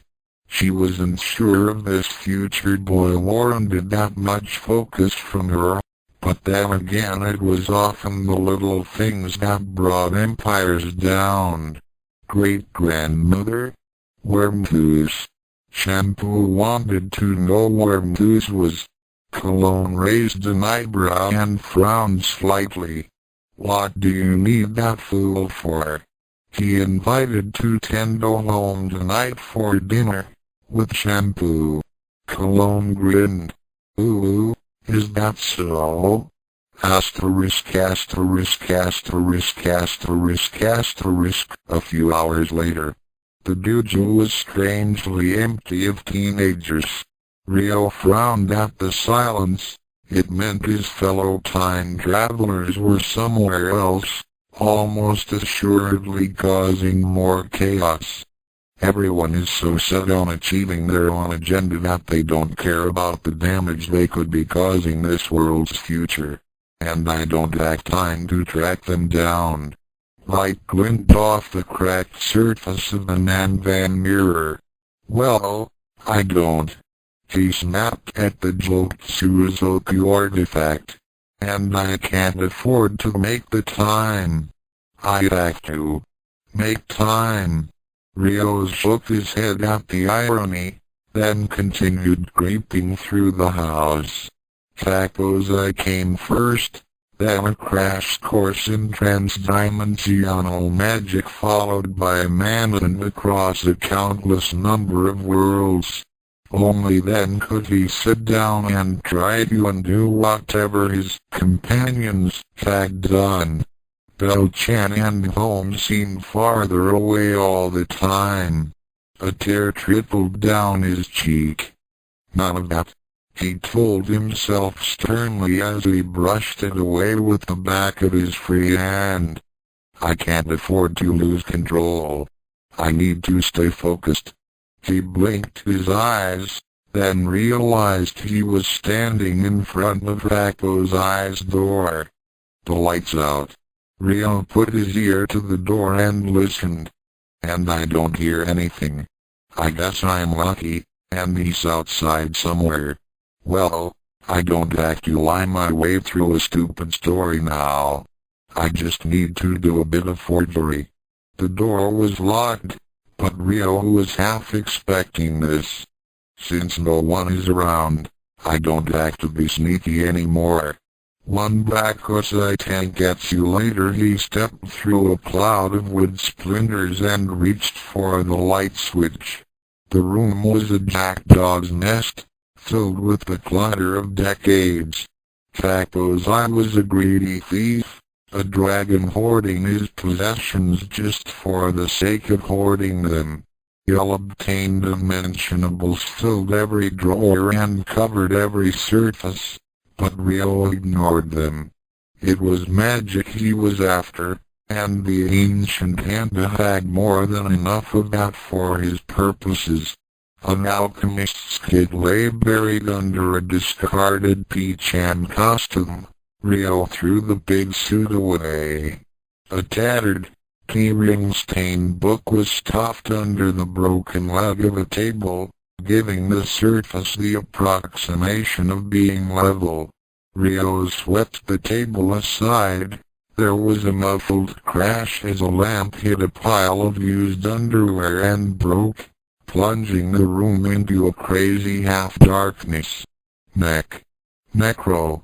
Ryo tried to puzzle out the title, but his Latin was as bad as his grandfather's Chinese. He slowly opened the tome. The illustration on the first page alone caused his soul to shake. The cartoonish doodling in Happosai's hand made a picture of depraved evil that much more frightening. Hurriedly, Ryo shut the book and shoved it away. I can't use that. He searched the room some more, but his eyes were drawn back to the hastily discarded grimoire. I need a handwriting sample, he rationalized. The open book was in his hands, and the big-tailed boy was sitting cross-legged on the floor studying its pages. Somehow the words made sense. It was as if the book wanted to help him. He had to fight to tear his eyes away from the spidery calligraphy. It was Happosai's notes he needed now, scribbled in the margins and between the lines. Whatever magic the book worked on itself did not extend to the wizened pervert's handwriting. Ryo's eyes tied themselves in knots as he tried to follow Happosai's work. I think I can do it, he said slowly. Ryo pulled a handkerchief from his back pocket and spread it flat across one of the pages of the book.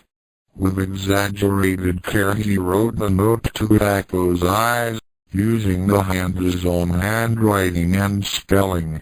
I'm you from the future, so you'd better pay attention, 'cause I'm older than you. Be at the bridge over the canal when the Furinkan clock strikes 5, on the XX of XX, 1996, or a horrible monster will steal all our silky treasures. P.S. This means use the mirror. He almost crossed out monster in favor of Cologne, but he caught himself before giving in to the impulse. This isn't the same Cologne. I can't hold her responsible for what her counterpart did, and who knows what the consequences for this world would be. Ryo suddenly realized a flaw in his plan. Now where do I put this thing so he'll find it right away? If I set it anywhere, it'll just get lost in this mess. Arg. Why didn't I think of this before? Is anything wrong? Kasumi asked. She stood in the hallway, in the midst of the remains of Happosai's door. I heard you shout. No! Ryo snapped as he looked up. Yes, he amended in a softer voice. Everything. But there's nothing you can do to help. I can help straighten up this mess, the eldest Kendo girl told him. She walked into the room and began sorting through Happosai's collection of stolen panties. Wait! Ryo began blushing. Happosai was the greatest pervert on the face of the planet, and Kasumi the most innocent woman this world had to offer. There were some things she should not see. Kasumi saw how red her would-be son-in-law had become. "It's just dirty laundry," she told him. "Nothing I don't see every day." "Oh." Ryo looked around. Kasumi's attitude put Happosai's collection in a new light. "Just what is it you were looking for?" the eldest Tendo girl asked. "Does it have something to do with that mirror you're hiding behind your back?" Expediency and honesty waged war in Ryo's mind, thought to a bloody standstill, and reached a compromise after throwing guilt all across his heart. "I just needed some of the master's tools. He wasn't in, and I knocked a bit harder than I needed to." The guilt made that part of the lie easier.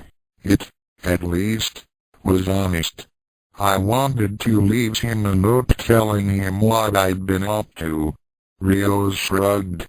"But I couldn't find a place to put it. I could give the note to Happosai for you." Expediency broke the truce and launched a second wave. "No thank you. Now that you've cleaned everything up, I'll just leave the note right here."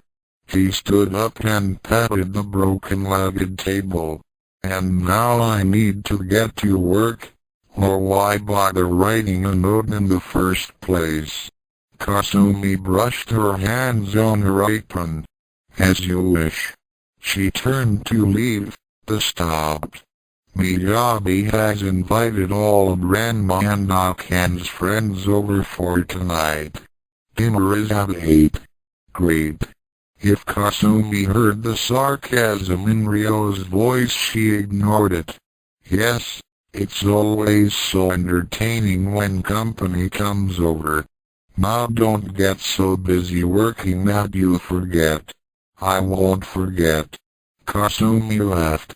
Ryo slowly sank to his knees, being careful to set the mirror face down on the floor. He couldn't hold the tears back anymore, and the last thing he needed was for the mirror to send him someone else. Asterisk asterisk asterisk asterisk asterisk. For a moment, Ranma Saotome looked ruefully at the darkening sky, hearing the distant rumble of thunder and seeing especially dark patches of clouds in the near distance that surely meant rain was falling elsewhere.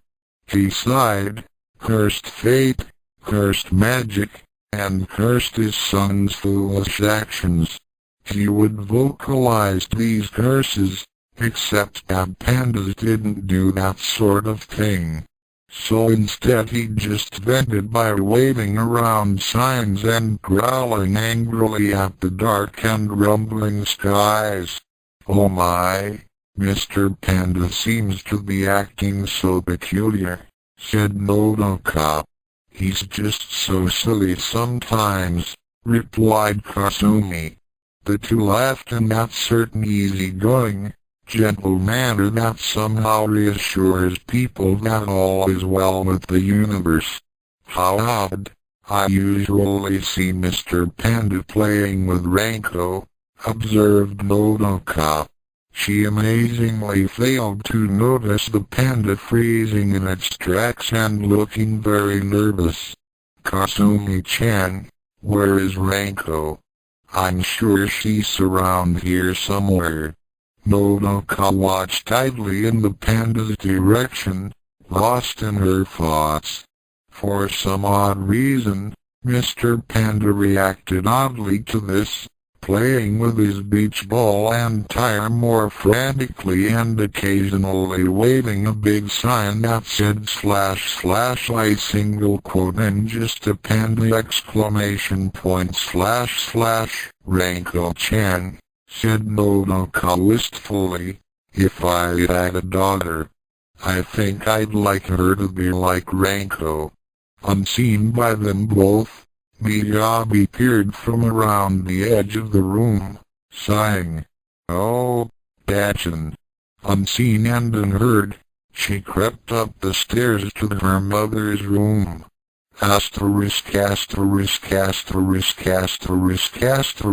Father, grandmother is here, said Miyabi as she entered the room. Akan was looking nervously at Ranma-chan, who was looking out the window in an unsort of state. Mother's here, said Ranma quietly, just staring at the setting sun, immersed in his own melancholy. Mother's here. What am I going to do? Maybe it's time to tell her, wondered Miyabi. I mean, in the future, when she found out, she accepted it. Ranma's expression changed slightly, considering the idea for a moment.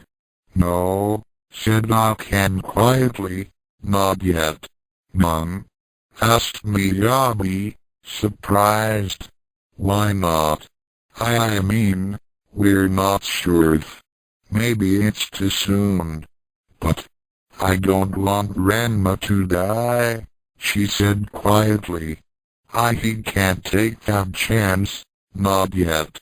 Ranma turned slightly towards Akan, a trace of a smile on her otherwise gloomy face. Akan. Thanks.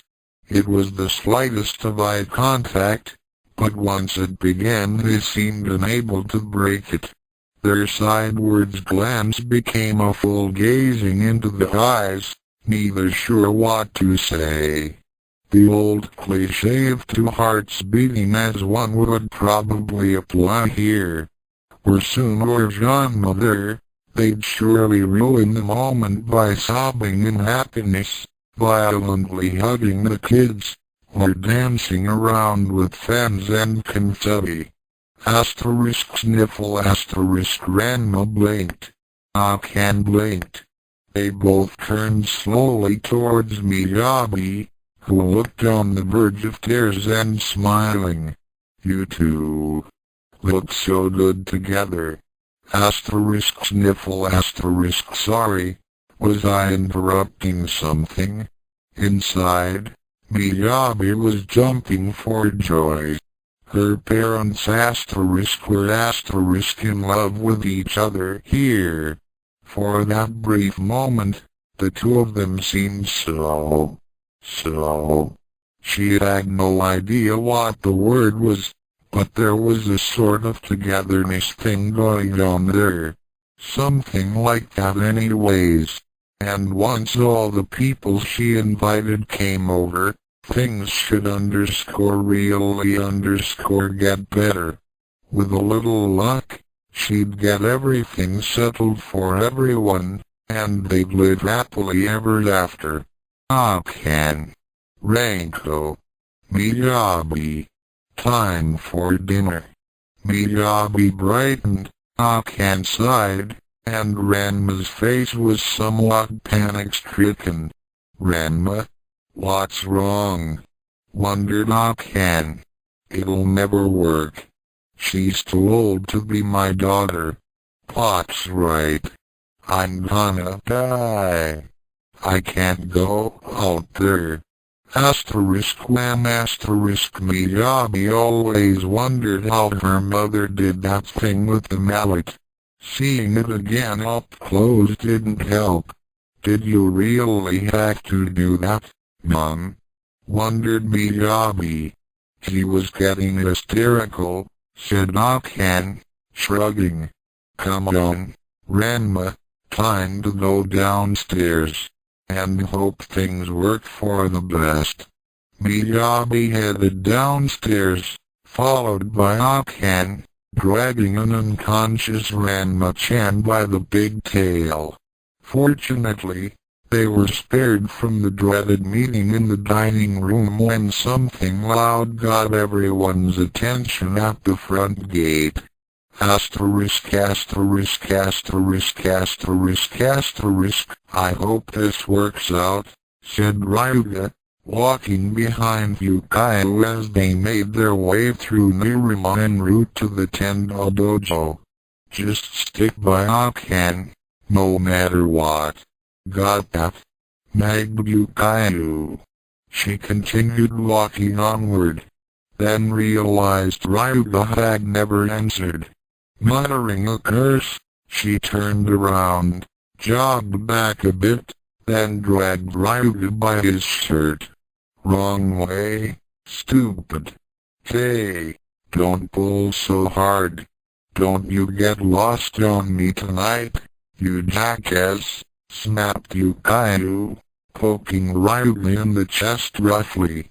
Are you ready to say what you need to say to Akan? Ryuga blinked numbly. Say what? Tonight you are telling her how you feel, remember? Wait a minute. Since when was this part of the plan? Asked Ryuga, feeling himself go cold. Well, how else do you expect to get anywhere with her, stupid?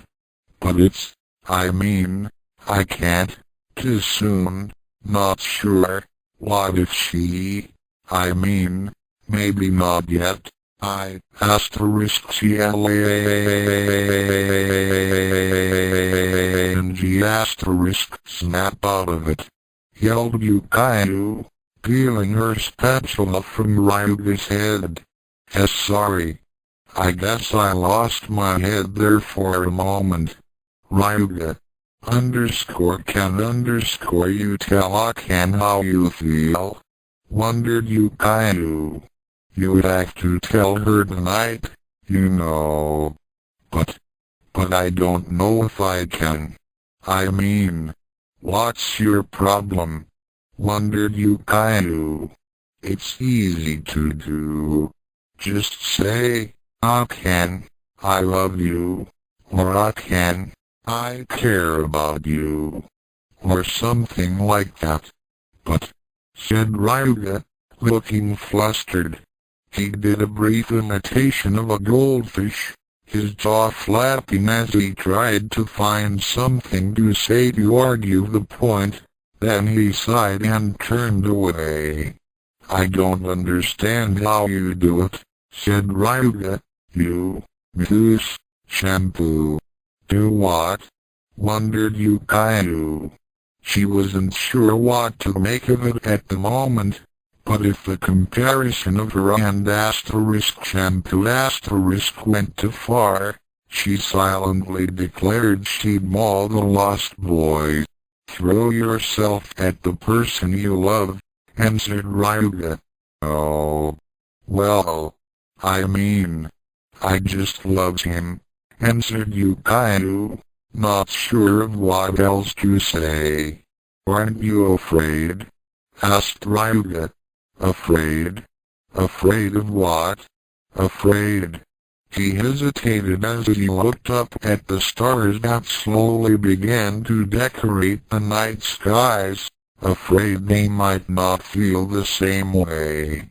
Yukayu watched, fascinated, as Ryuga showed a side of himself she had never seen before. She'd seen the revenge-driven berserker, the babbling love-struck fool, and the nervous because I'm with Akan Ryuga. But not this one. This Ryuga before her he was scared, vulnerable, and lonely. Sugar, you've gotta try, said Yukayu, putting a hand on Ryuga's shoulder. Come on, practice it a little. Akan, hello. I love, okay, maybe using the word _love_ might be a bit too strong at this point. Try something like I care about you. Akan, Ryuga turned around, facing Yukayu once more, and sighed. It's no use. I just can't do it. Damn it, Ryuga, it's not that hard, yelled Yukayu. Ranma, I love you. There, see? Easy. Ryuga merely turned away and grumbled. This was a bad thing to do at the time, especially with Yukai's patience wearing thin. Without warning, she grabbed him by the collar and shook him violently, yelling, "Say it! Say it! Say it!" "I can't," whimpered Ryo loudly. "Say I love you. Come on. Say it. I love you. I love you. Now stop choking at me. Fucking Ryuga. Hope I ain't interrupting something." Yukai winced. Ryuga froze, wide-eyed. They were in front of the gates of the Tendo residence, and they had an audience. Ranma just looked kind of confused, as did Akan. Miyabi was wearing a very large grin. Nearby, Dr. Tofu was politely looking elsewhere, Shampoo was smirking, and Lu seemed to be as surprised as Ranma. "Ranshin. That was not what it looked like," said Yukai, blushing badly. "Yay, Akan," stuttered Ryuga. "What I tell you guys," said Miyabi. "Those two, they were meant for each other." Meanwhile, the dark skies above rumbled ominously. Ryuga, Muse, Shampoo, and Ranma looked up nervously, then quickly entered the house. To say dinner was crowded would be an understatement. It was already a tad lacking in space when it seated Ranma, Janma, Soon, Akan, Naruki, and Kasumi. Adding Nodoka, Miyabi, Dr. Tofu, Yukai, Ryuga, Shampoo, and Muse to the mix was making it very crowded and a potential powder keg as well. Tofu was a danger zone by himself, threatening to mangle anyone nearby. Aside from Kasumi, everyone gave him a wide amount of room. There seemed to be something missing. Ranma wasn't sure what. Big-tailed girl, Kantendo. As always, it is an honor to be within your presence. Hoo-hoo. The Blue Thunder assumed a seat between Ranko and Akan, immediately going for his famed double glove technique. Two quick elbows from both ladies put an end to that rather quickly. "Goodness. Ranko, is that boy your sweeter?" wondered Nodoka with a slight hint of teasing in her voice. Unfortunately, Ranko was drinking soju with ice at the moment, and the shock of the suggestion made her one choke on her drink to cough violently for a while, in what Nodoka thought was a very unladylike manner, and spit an ice cube through a window. Unheard by almost all, someone outside yelled, "Duck!" Muse blinked. Kasumi looked around, then asked, "Where's Ryo?" Well, he's doing something, and I really don't think he has time to attend dinner tonight," said Miyabi, hoping to keep Ryo away from the dinner if she could. Kasumi frowned. "Miyabi, you know it wouldn't be right to leave him out. Would you go check on him again, please?" Miyabi sighed, clearly upset with the prospect of dealing with him. "Fine, I'll go in a moment, right after I finish this squid." She resumed attacking her meal, but with a grumpier attitude. "Miyabi, please tell him I'm waiting for him," said Yukai. Miyabi's presence was making her feel insecure, and she needed Ryo's presence there to assure her that things would turn out for the best. Meanwhile, Muse was mulling over an opportunity. It was tempting. Really tempting.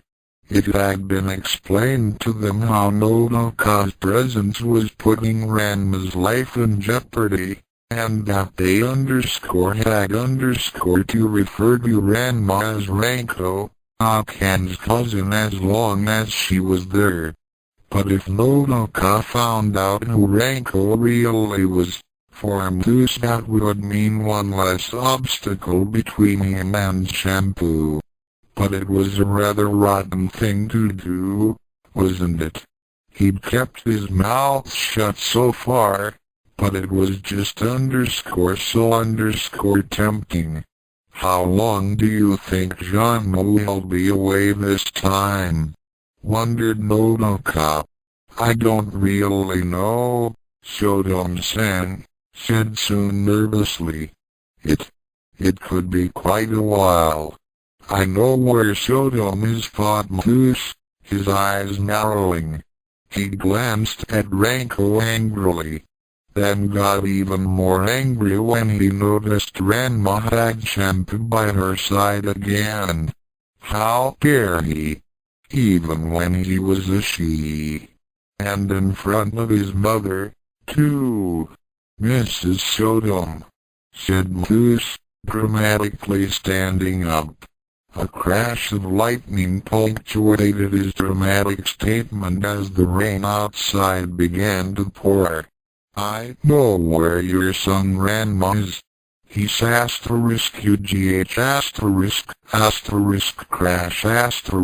silly Muse.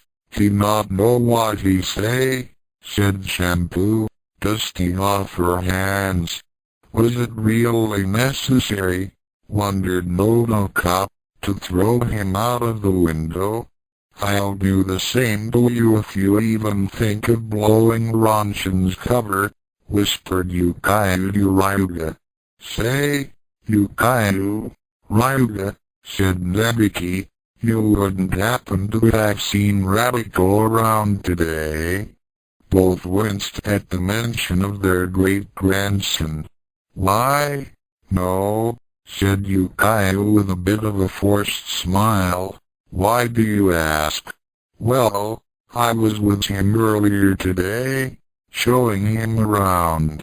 Unfortunately, as Hibikis usually do, he got lost. I haven't seen him since then. You haven't seen him lately either? No, not really, said Yukayu. Oh well. I was hoping he'd have your sense of direction instead of his great-grandfather's. Meanwhile, as Miyabi departed, something finally clicked into Nodoka's consciousness. She looked at Akan carefully, then to Miyabi's retreating form, then back to Akan. Something wasn't right here.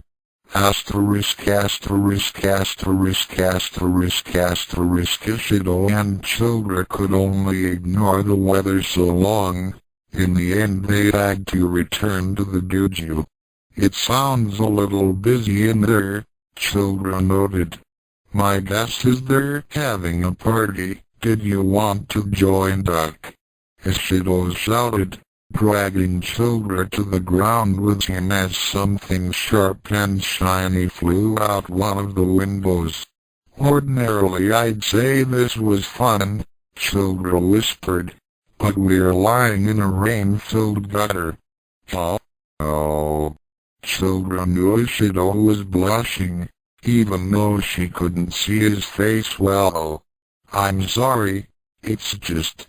He tried to stand up, but somehow their arms and legs had gotten tangled when he'd thrown them out of the line of fire. I'll just, if you'll, my zipper, your zipper. My elbow doesn't normally bend that way. Ow, That's my hair.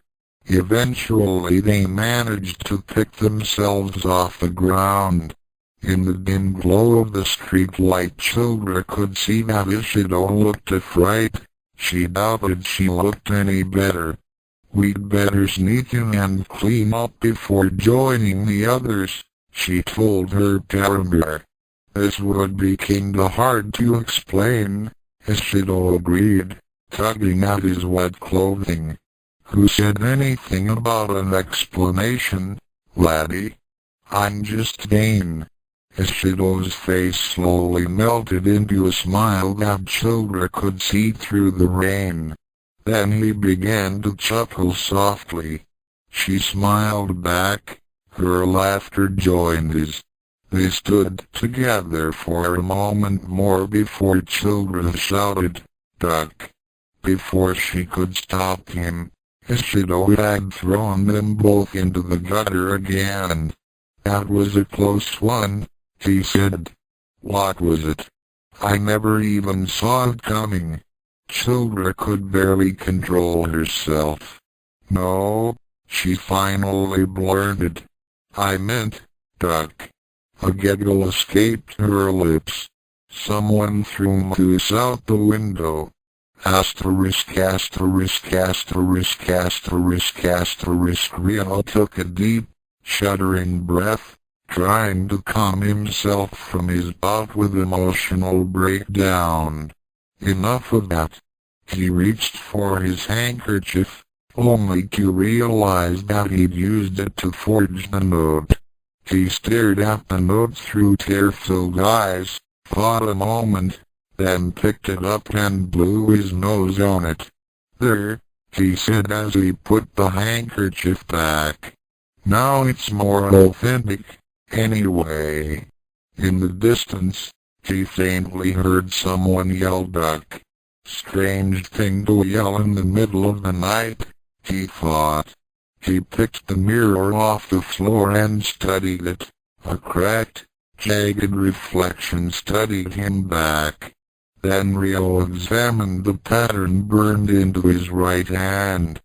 "This doesn't seem possible. I know it happened, but that doesn't make it easier to understand. I don't like the idea of me trying to reconstruct something I did by looking at my own results. It's not like there aren't paradoxes in time travel, but this one is just too much. I need a template, and all I've got to work with is..." His eyes were drawn back to the book. "There might be something I can use in there. It can't be _all_ human blood and dancing with goats. But most of it is. Where do I draw the line? I've lied so much these past few days, and I keep lying. Every time I say this is the last time, and every time I'm wrong. Can I even stop? If I make it home, then I can be honest again. I just need to do this one small thing." "That's not true. I need to track Mahashin down, and then I'll probably have to trick Children and the others to their own worlds. Those are _all_ small things. Oh, they won't take more than a few hours, not once the locket is made. Then I'll have a lifetime to make up for it all, with Bell-chan there to keep me honest. Will I be worthy of her? Oh, with my soul stained black with so many lies. She loves me. She'll forgive me. And without the locket, the point is moot." "Now what are you planning?" Miyabi asked him. "I shouldn't have shattered the door," Ryo grumbled to himself. His half-sister's sudden appearance had shattered his train of thought, leaving him with only memories of the debate his soul had waged with itself. To Miyabi, he said, "I'm trying to fix all the mistakes I've made. If you aren't going to help, then please go away and make your own. Excuse me. Your dinner party. I can guess what you had planned. You know it isn't going to work. I know no such thing. And at least I'm being constructive." She put her hands on her hips and stared down at the pig-tailed boy. All you've done is lose things, pass out drunk in gutters, and feel everyone up. Oh, and you order people around. That's quite the track record, brother. Ryo stared at his half-sister. I don't know where you come off challenging me like this. You never let me explain anything. You're too busy putting the multiverse in danger. Don't you understand how selfish you're being? This is a lot bigger than any of us, but all you and Radico want to do is ensure your own future. Don't you understand? This might not be it. Your meddling might cost some future Taichi or Dodai their existence, just because you and Rab don't understand multiple timelines. And you do? Miyabi crossed her arms. It seems to me that most of these mistakes can be laid at your doorstep. And what's wrong with making people who love each other understand the truth? Because it might not be true here. He shouted. The longer we stay, the more we do, the more pain we cause ourselves and others. We have a responsibility to leave here as quickly as possible, changing as little as possible. He stood up, looming over Miyabi in his anger. Damn it, what do I have to do to make you listen to me? Miyabi's slap knocked him to the far side of the room. With a mouth like that, do you think I'd ever listen to you? I can't see how Auntie Yukayu could ever be happy in your world, not if she raised a no-good pervert like you. Ryo rubbed at the handprint that burned on his cheek. Go, he growled. If you stay, this is only going to get worse. Miyabi never heard his threat. She'd already left the room. Miyabi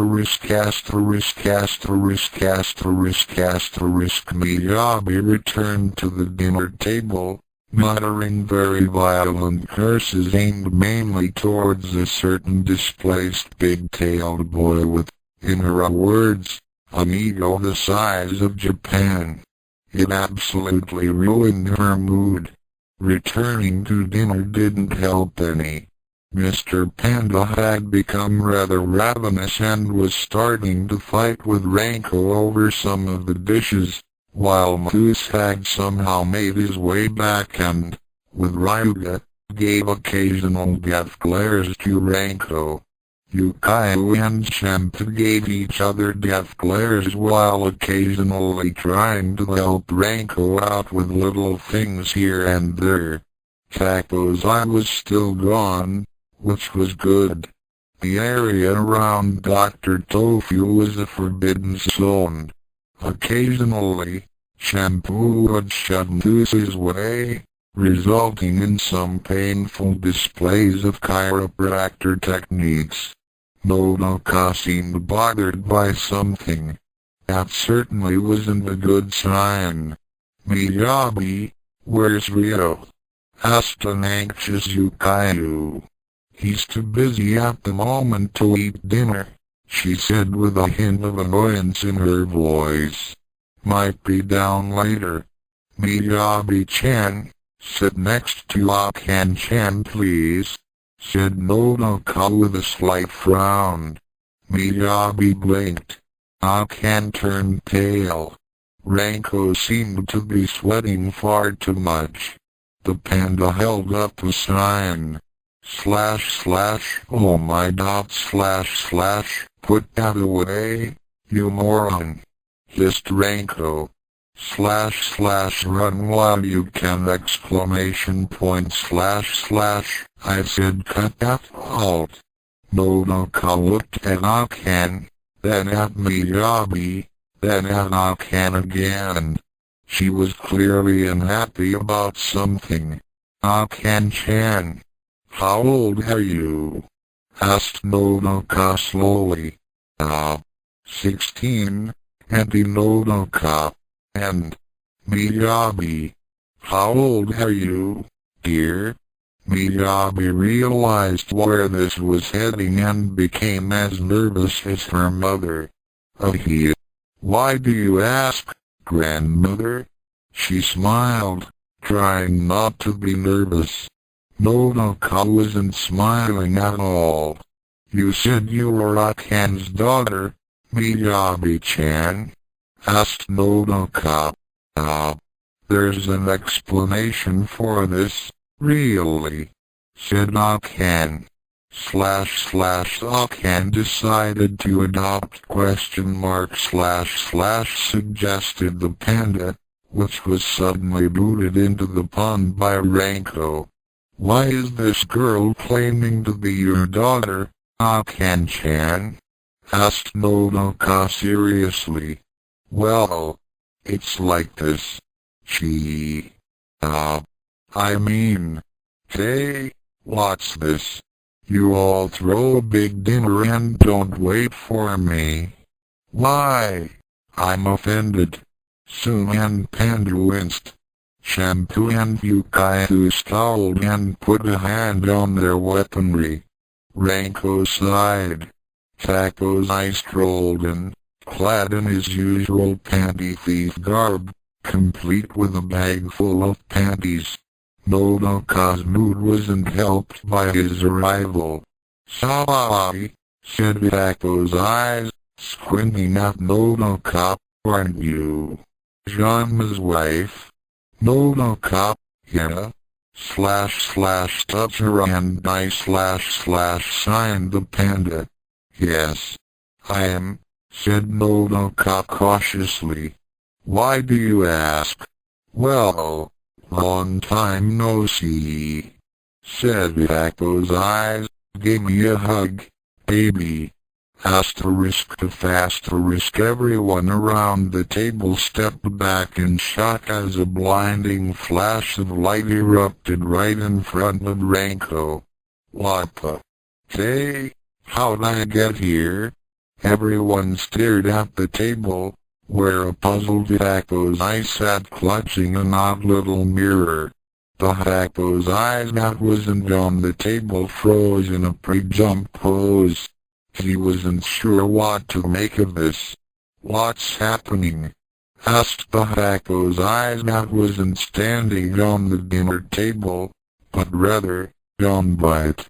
The Happosai with the mirror blinked, frowned, grumbled something about being distracted, then said, Happai my man, we're just on our way to take care of some important business. Eh? Where? Wondered Happosai. Something very important, right?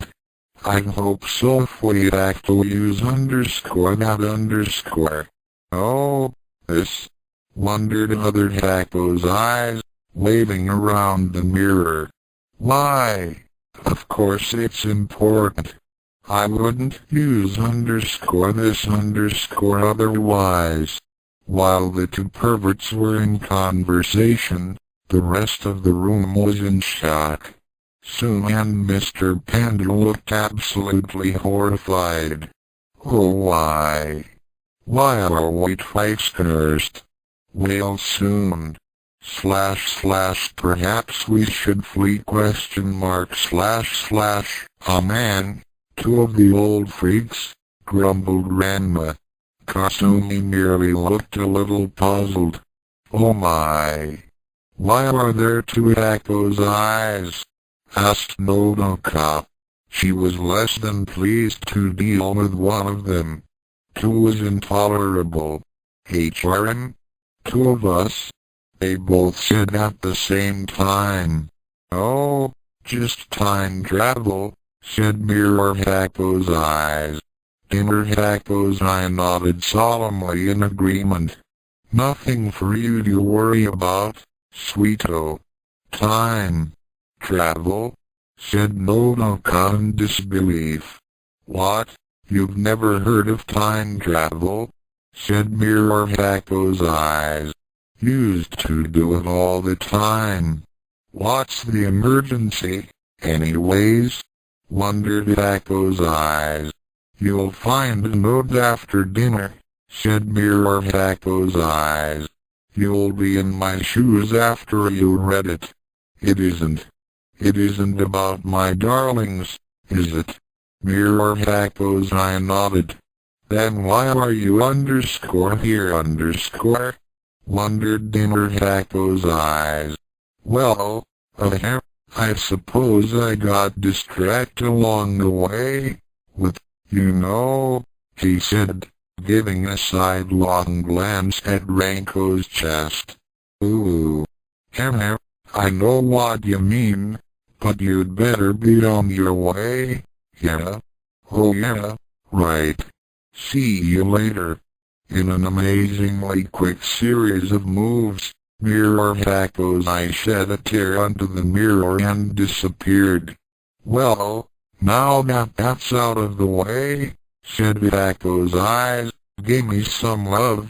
No kacha, *wham *I *,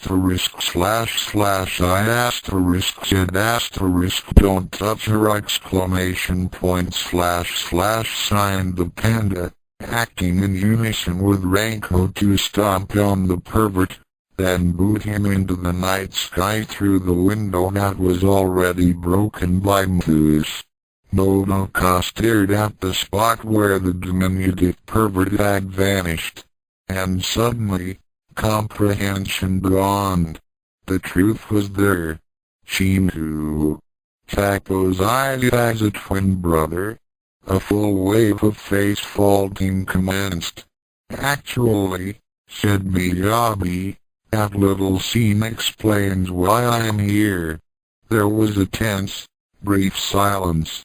It felt like eternity.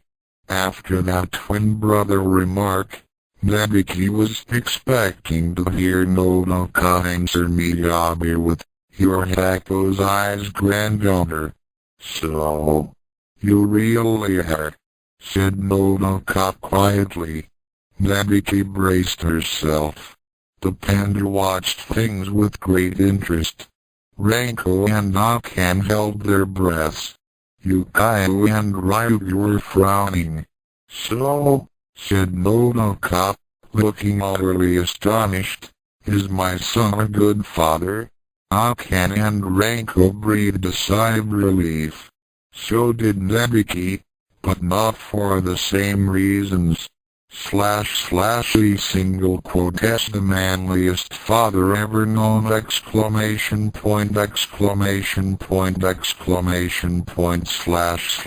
Signed the panda. / isn't single quote T that right? Miyabi-chan ? **** Don't overdo it, mumbled Ranma. I'm gonna go check on Ryo, mumbled a disgruntled Yukayu. ****.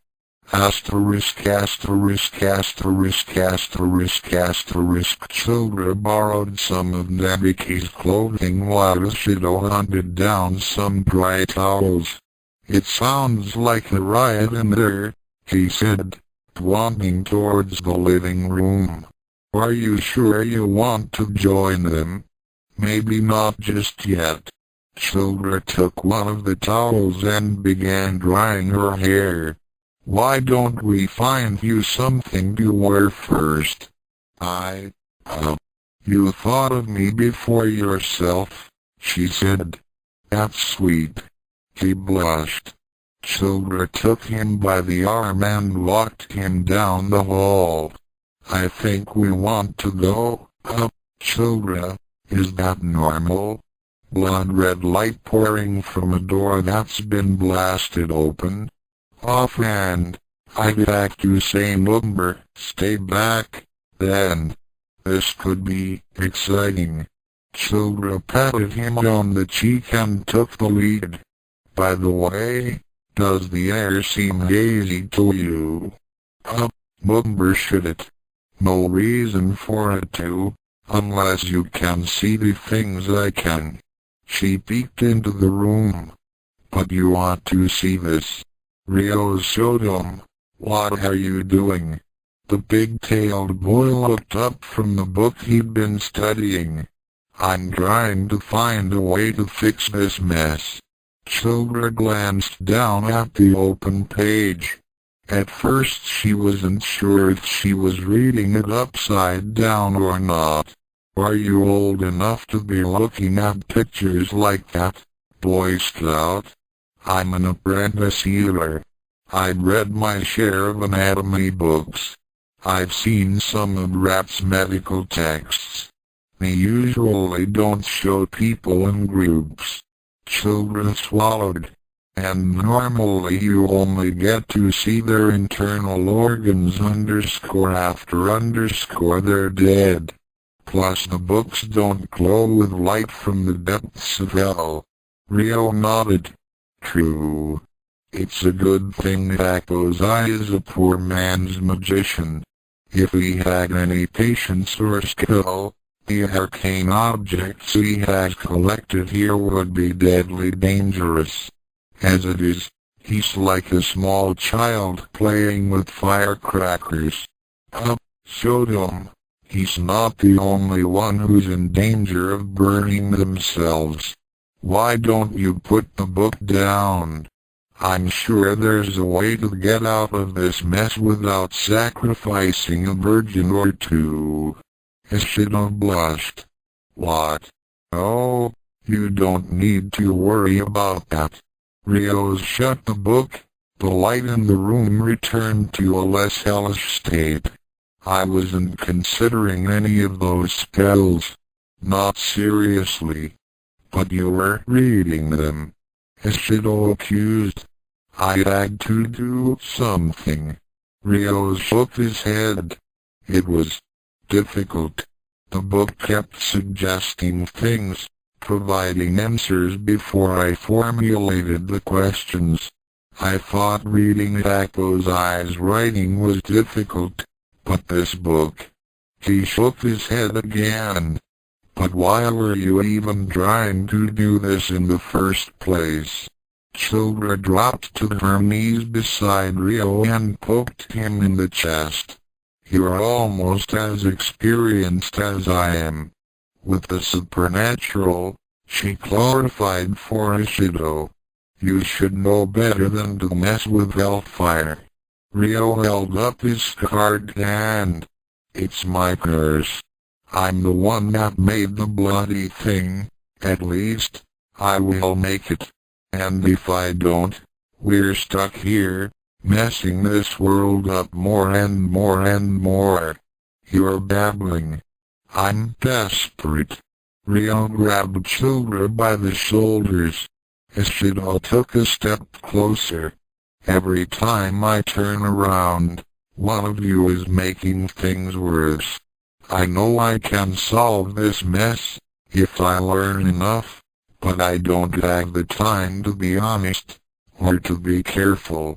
I have to cram my head full of magic _now_ while I still have the mirror, and I have to lie to the people I care about most to keep them away while I do what I need to do. Lying and desperation are not a good combo to be mixing with a book of dark magic, boyo. And I know you've seen Star Wars in the original 2D. Beware the dark side, Duke. It was Luke. It was a century ago, and that's not my field. She pursed her lips in thought. Didn't someone get an amulet burned into their hand in that movie, too? No, but an American president played in both of. What is it? Ryo blinked. He let go of Childra, stared at her blouse, and then at his hand. He looked back up. There was a heart-shaped pattern sewn onto the pockets. Give me your shirt, he demanded. What? Ishido's knuckled popped as his hands turned into fists. Childra was a bit more calm. She was used to demands like these, and knew a dozen responses. The one for propositions from possibly drunk time-traveling one-ape dark midges involved reaching into the hammer space for her bow. "I think you need to calm down a bit," she told him. "Take one of these and call me when you're not possessed." Ryo caught the staff casually. "Just look. The patterns match. Now I know where to start." Childra tried to reclaim her weapon, but she had no leverage. "What are you babbling about?" Ishido saw her plight and reached in, getting a hand on the staff and making things that much more complicated. "This." Ryo tugged, and Nanvan mirror shattered under the full force of Ishido's misdirected strike. Childra gasped. "What the hell are you doing?" "I saw the thing shoot off blue sparks. That was a magic mirror, wasn't it?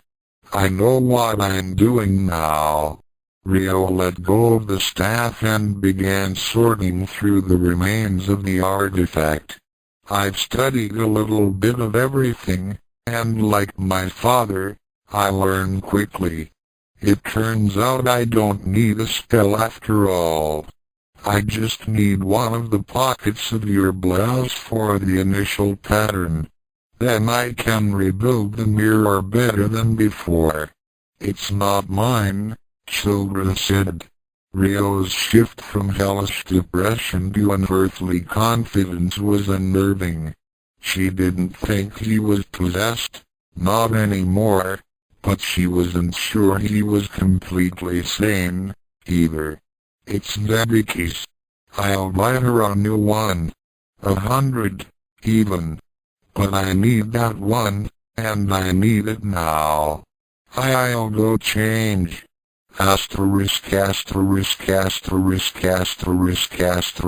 Yukaya wandered upstairs with a tired gait, knowing that she hadn't made any progress at all towards Ranma, while Akan and Miyabi's version of history were steadily making progress.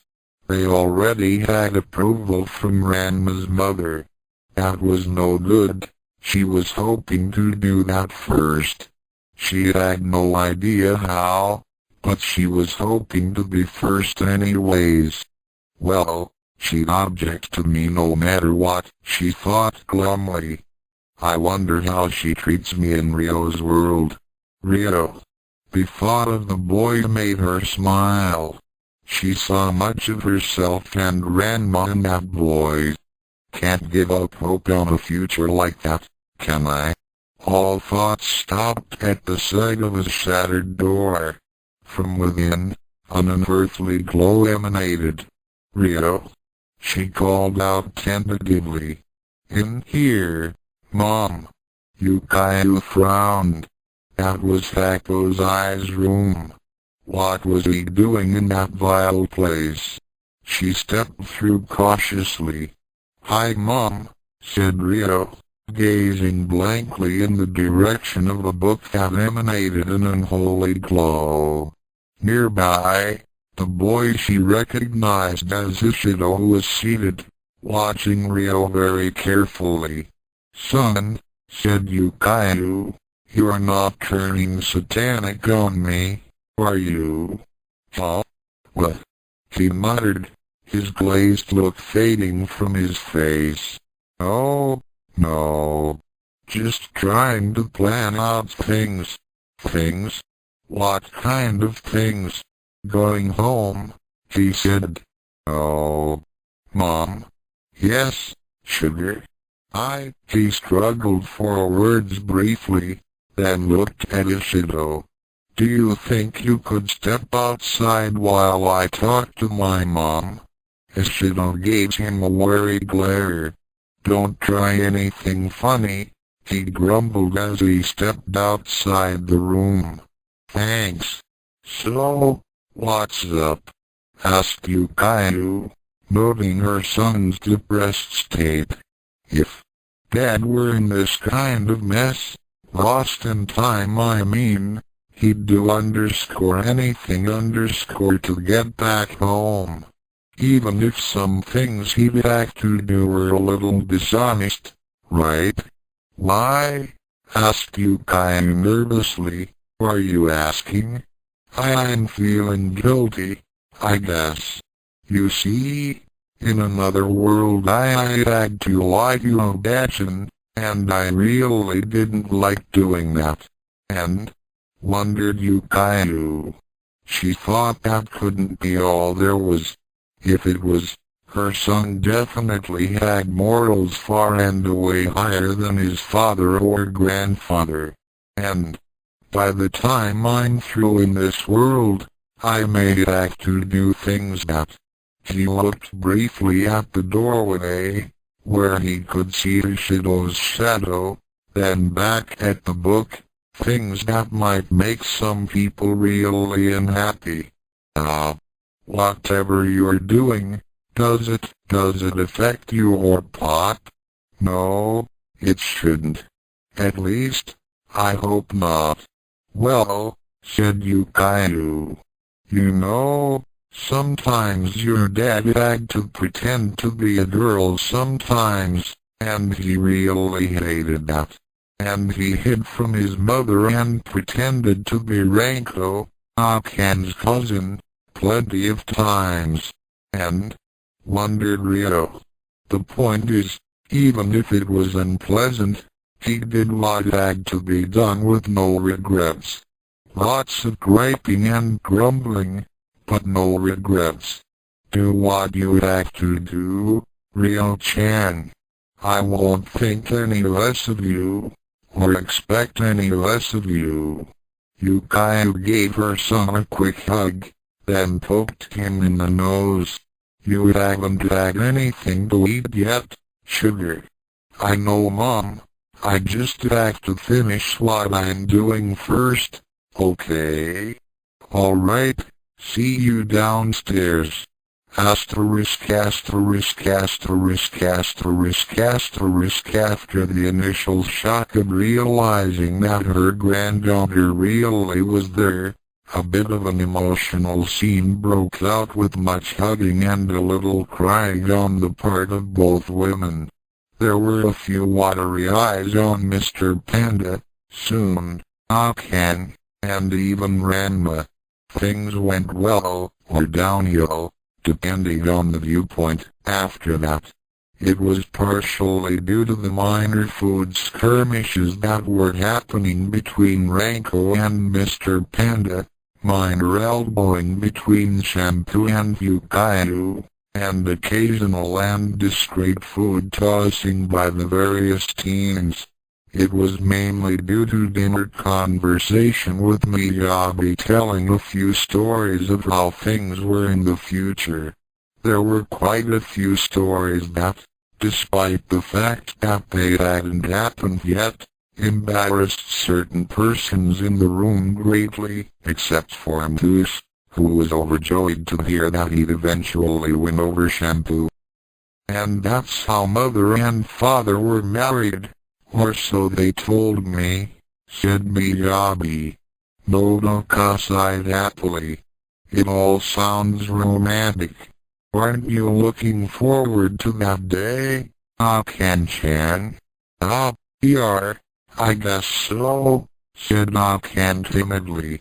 She failed to notice Ranko's blush, Ryuga's scowl, or Yukayu rolling her eyes up. And then there was the time Father tried to get me to feel comfortable in school, said Miyabi.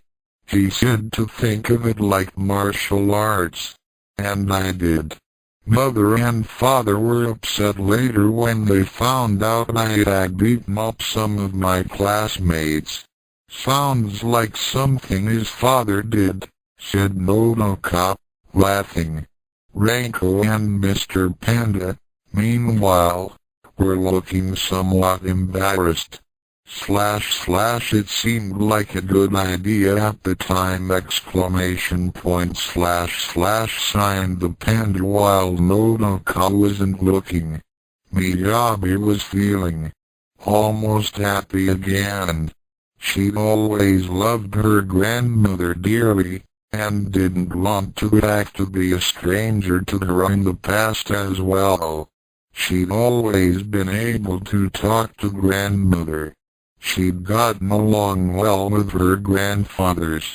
They weren't as close to her as grandmother, but they were nice to be with. The younger versions of them, however, were irritating to an unbelievable degree. It seemed all their energies were focused on four things: food, getting rid of Rako's eyes, shogi, and getting Akan and Ranma married.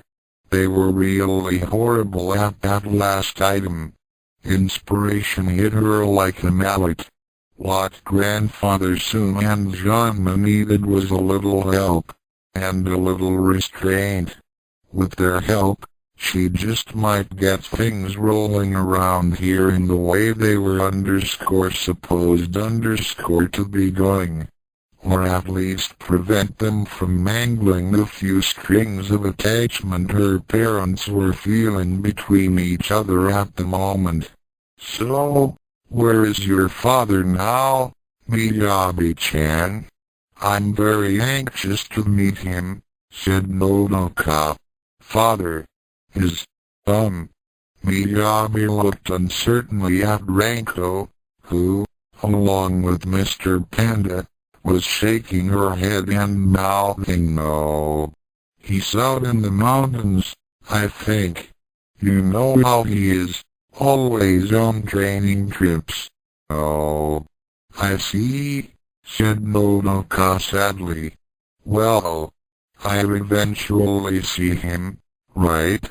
I'll just have to be patient. Patience is a virtue ! *WF*.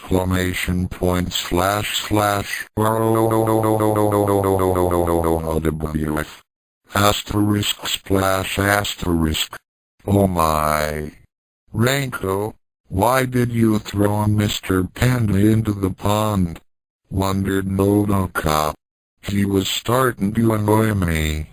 Nodoka sighed. "I had really been hoping to see my son, you know. After all these years." She trailed off, her face suddenly looking old and sad. "It seems every time I've almost caught up to them, they just slip away. I miss them by a matter of minutes." Miyabi squeezed her grandmother's hand reassuringly. "Don't worry, Dachan.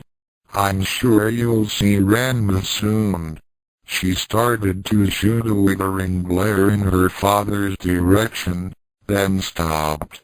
Ranko looked as if someone had punched her in the stomach.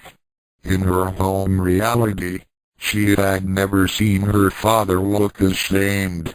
He had never had a reason to. Here, he had a choice between lying to his mother or risking the life of both his father and himself. And he looked, at the moment, like he'd rather risk dying. "Thank you, Miyabi-chan." Nodoka dabbed at her eyes a bit. "But, do you know, I'm not even sure what he looks like now. I would know my son on sight." The room winced. "But if I could only see a recent picture of him, it would be so." She broke off, casting her eyes sadly downward. Miyabi stood up. A picture couldn't hurt, she decided. Her grandmother deserved at least that much. No, she amended, her grandmother deserved more. But this was all she could give her at the moment. "Hold on, Dachan. There's one upstairs, I'll bring it down to you." And before anyone could react, she had darted off. Nodoka gave the room a misty-eyed smile. "Miyabi's such a considerate child. You must be very proud, Akan." Akan nodded hesitantly. "She'll be a great daughter." "Is a great daughter, I understand. It must be rather confusing, this time travel business. Nodoka turned to study Ranko again. Ranko-chan, are you alright? You look a bit ill. Oh, I'm fine, Auntie Nodoka, stammered Ranko. I just ate a little too quickly, that's all. Nodoka nodded. I remember that Ranma used to eat like that. So did his father, as I recall.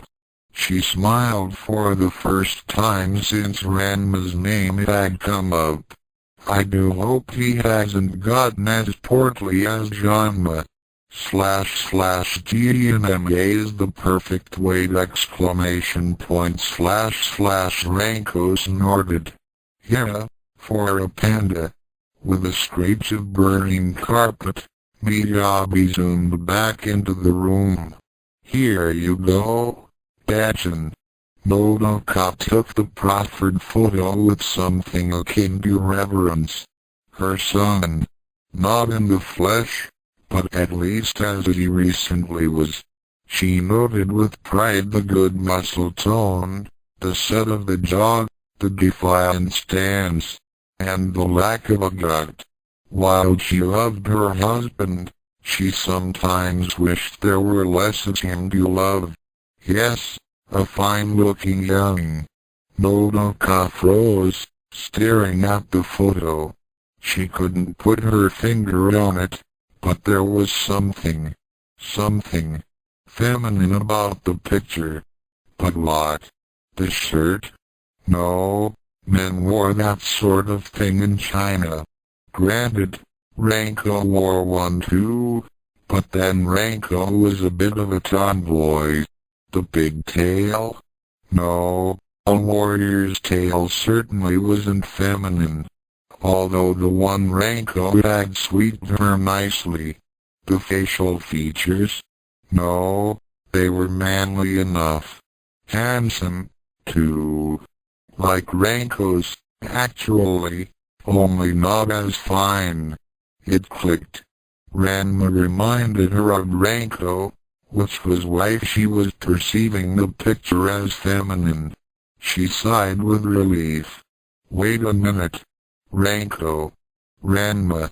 Ranko. Same clothing. Same big tail. Same face. Same appetite. Same general build.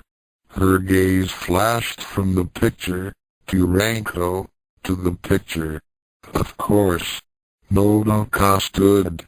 Ranko, she said, voice quiet and controlled. Can I see you alone for a minute? / she knows. Run ! / Yeah, said Ranko nervously. Of course, Auntie Saotome. Good. Nodoka took a deep breath. If you'll come with me into the kitchen. She turned, and walked out of the room. Shooting an apprehensive glance at Akan, who was looking rather nervous herself, Ranko slowly followed. Soon dabbed at his eyes.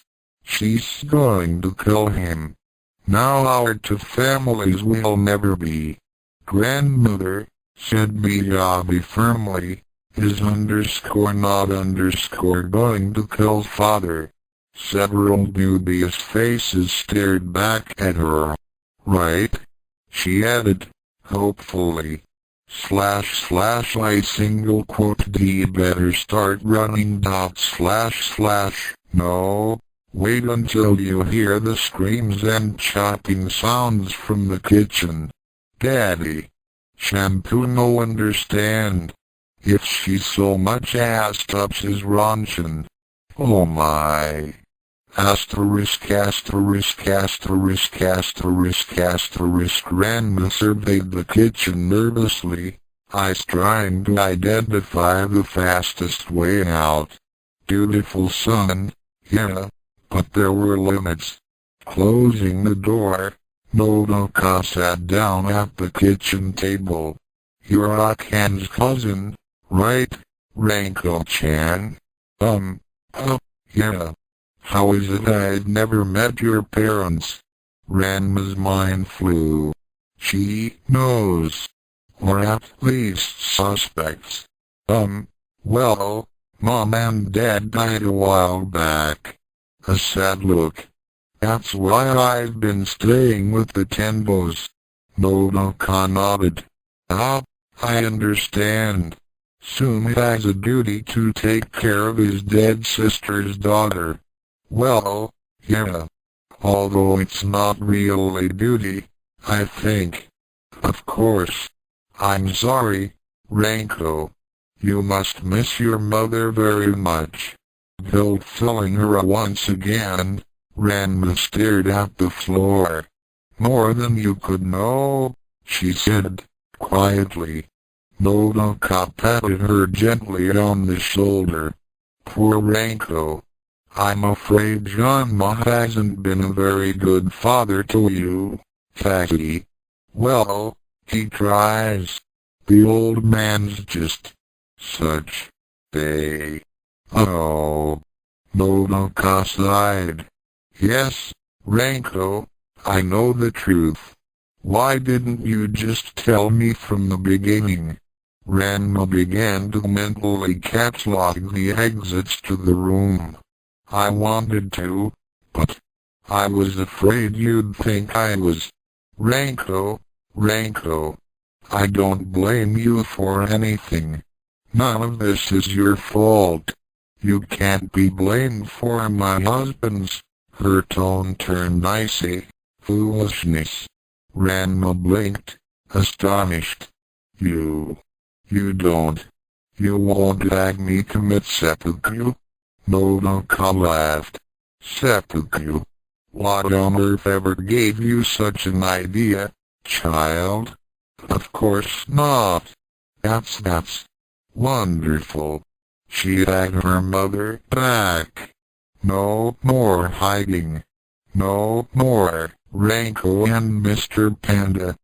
Her baka father had kept her running from a loving mother all this time for nothing. Nodoka sat down in a chair and began to cry. Huh? Oh no. She crossed over beside her mother and kneeled, putting a hand on her shoulder. Mom, don't cry. I'm sorry. I wish you didn't have to be ashamed of me. I'm sorry. Stiff sniffling, Nodoka reached out and hugged Ranma. Thank you for calling me Mom, Ranko-chan. And I'm not ashamed of you. It's just not easy to learn your husband has been unfaithful to you. Alarm bells began to go off in Ranma's mind. Why was she still calling her Ranko? Unfaithful? Janma? That was about the only good thing you could say about the man. I suppose he must have met Sun's sister while I was carrying Ranma, if you're the same age as him. Fury rippled through her voice, and Ranma gulped. I suppose I wasn't as desirable while pregnant. When did you learn he was your real father? I'd really always known. Well, until he returns, and probably after he returns, I'd like to consider you. Well, as a daughter. A tear trickled down one cheek. I know I'll never be like a real mother to you, but it was too much. Oh, Mom! Ranma cried, throwing her arms around her mother. Nodoka, startled, returned the hug. It'll be all right, Ranko-chan. Although your father and I have things to discuss. Great, Ranma thought glumly. Instead of Akan's cousin Ranko, now I'm Janma's illegitimate daughter Ranko. Pop's gonna be thrilled to hear about this. Nodoka sighed. This was turning out to be quite a day. First a time-traveling grandchild, and now she had an illegitimate stepdaughter. Such a very trying day indeed. Asterisk asterisk asterisk asterisk asterisk. Did you have to break the mirror? Ishido asked nervously. Double quote, I don't want 7 years of bad luck. Ryo laughed. We're time travelers. 7 years is nothing. He settled a pair of goggles over his eyes. Now stand back. There might be sparks. Children stepped behind Ishido, both because it was safer and because it gave a good excuse to snuggle. I thought you said you knew what you were doing. I do. He held a piece of silver over a lip puncheon burner with a pair of tongs borrowed earlier from Kasumi. The fire turned green, and he frowned. I do, he repeated. Is this going to take long? Ryo laughed again. 20 years is my guess. He looked over his shoulder and saw that Childra was not amused. That was a joke. This will take all night. Oh. You two might want to get some sleep. And leave you alone, doing God knows what with Happosai's magic? I think not. Ishido nodded in agreement, then returned to scowling at Ryo. Someone has to keep an eye on you. The silver glowed from the heat. As you wish. Asterisk asterisk asterisk asterisk asterisk. Yukaido scowled. Things were not going as she had planned, not at all. In fact, things were taking a scary turn. Ranma was alone with his mother in the kitchen, and things were quiet. Too quiet. Nearby, Mikus leaned to Ryugi and whispered, So, think he's dead yet? Asterisk clang asterisk asterisk fund asterisk. How dare you, you jackass. Stupid Mikus. Shut up. The boys were about to whine in retaliation when Ranko returned with Nodoka. There were hints of tears in Nodoka's eyes, and Ranko looked very uncomfortable. Ran. K.O., are you okay? Asked Akan. We're okay, Akan-chan, said Nodoka in a tone that suggested that pursuing the topic any further would be a little impolite. Would anyone like some dessert? Asked Kasumi, breaking the tension in the room. I made some cake. There was a general muttering of agreement that yes, dessert would be nice. Nodoka polished her sword idly, which made Mr. Panda upset. Meanwhile, the girls and Kunu were about to make their move on getting alone with Ranko when Akan threw a wrench into the works. Come on, _Ranko_, we've gotta talk. Before anyone could do anything, Akan dragged Ranko out of the room and upstairs. Asterisk asterisk asterisk asterisk asterisk. What happened back there? Asked Akan. There were alarm bells ringing in her head, but she wasn't sure exactly what was wrong. Clearly, Ranma's secret must still be safe, since he was still a she and alive. But if not that, then what? Ranma sighed. You're not gonna believe this. Oh. Try me. I was Ranko, your cousin. Now I'm also Ranko, illegitimate daughter of Pop cause of some affair he had with a Tendo. She thinks of me as her stepdaughter now. Akan's scowl was quick to arrive. Ranma noticed it immediately. Ranma. Hey, she said, hoping to avoid a malady for the day. I swear, this ain't my fault. Meanwhile, unheard, soft footsteps padded away from their door and down the hall. Soon tried his best to listen in, missing out of the beginning of it, but heard more than enough of the rest of it.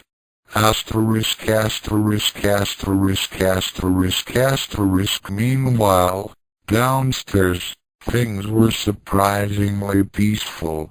The children were sitting around watching television and chatting while sipping on either tea, coffee, or soda and occasionally passing around a plate of cookies. They would normally just fight to work off the anxiety and boredom, but the double whammy of Kasumi Tendo and Nodo Saotome nullified their fighting spirits sufficiently. Nebiki had the remote. Nobody dared to ask her to change the channel. Dr. Tofu was in the bathroom, trying desperately to remember where those shiatsu relaxation points were before he made himself an absolute and utter fool in front of Kasumi. Kasumi and Nodoka were in the kitchen, cleaning up after everyone.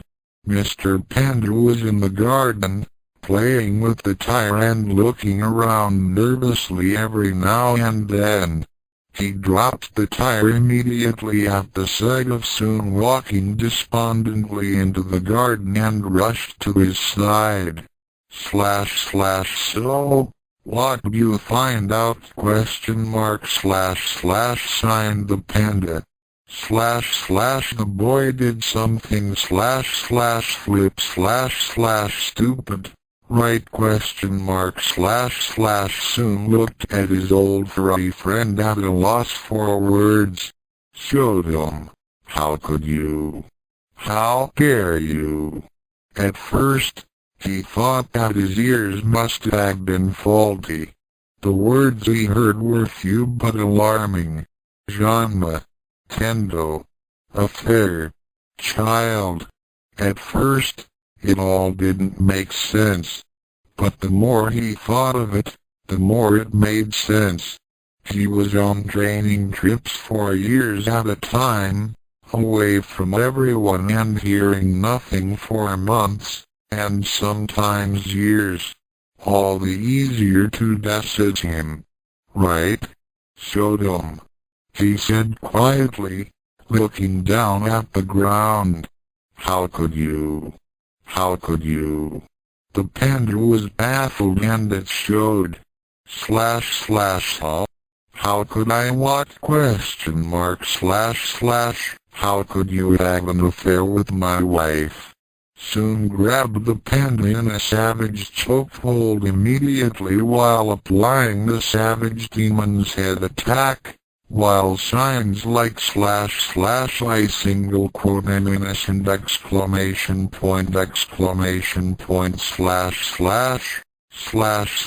There must have been an understanding ! And / please don't kill me ! Were being tossed aside savagely by the raging Tendo. Unfortunately, they had an audience. Hey. Did he say what I think he said? Wondered Yukayu. The old man just hit a new low. No kidding, muttered a scowling Nebiki. Grandfather, how could you? Yelled Miyabi. I had known the line of Saotome was of a tainted nature, but I had not fathomed the depth of their depravity to be as such, said Kutu. Iya, Mr. Tendo very violent. All right Saotome, grumbled Tendo, which one is yours? The battered and beaten panda barely managed to sign back. / which what ? It can't be Kasumi. Not Nebiki. That means, In Soon's panic-stricken mind it all began to make sense. They were so alike, after all. Stubborn, prideful, with a can-do-anything attitude and a taste for martial arts. How dare you engage Akane, your own daughter, to her brother? The spectators were rendered speechless. Miyabi fainted. I had no idea, said Nebiki. She was, to put it mildly, shocked. But the more she thought about it, the more it made sense. They were so much alike, weren't they?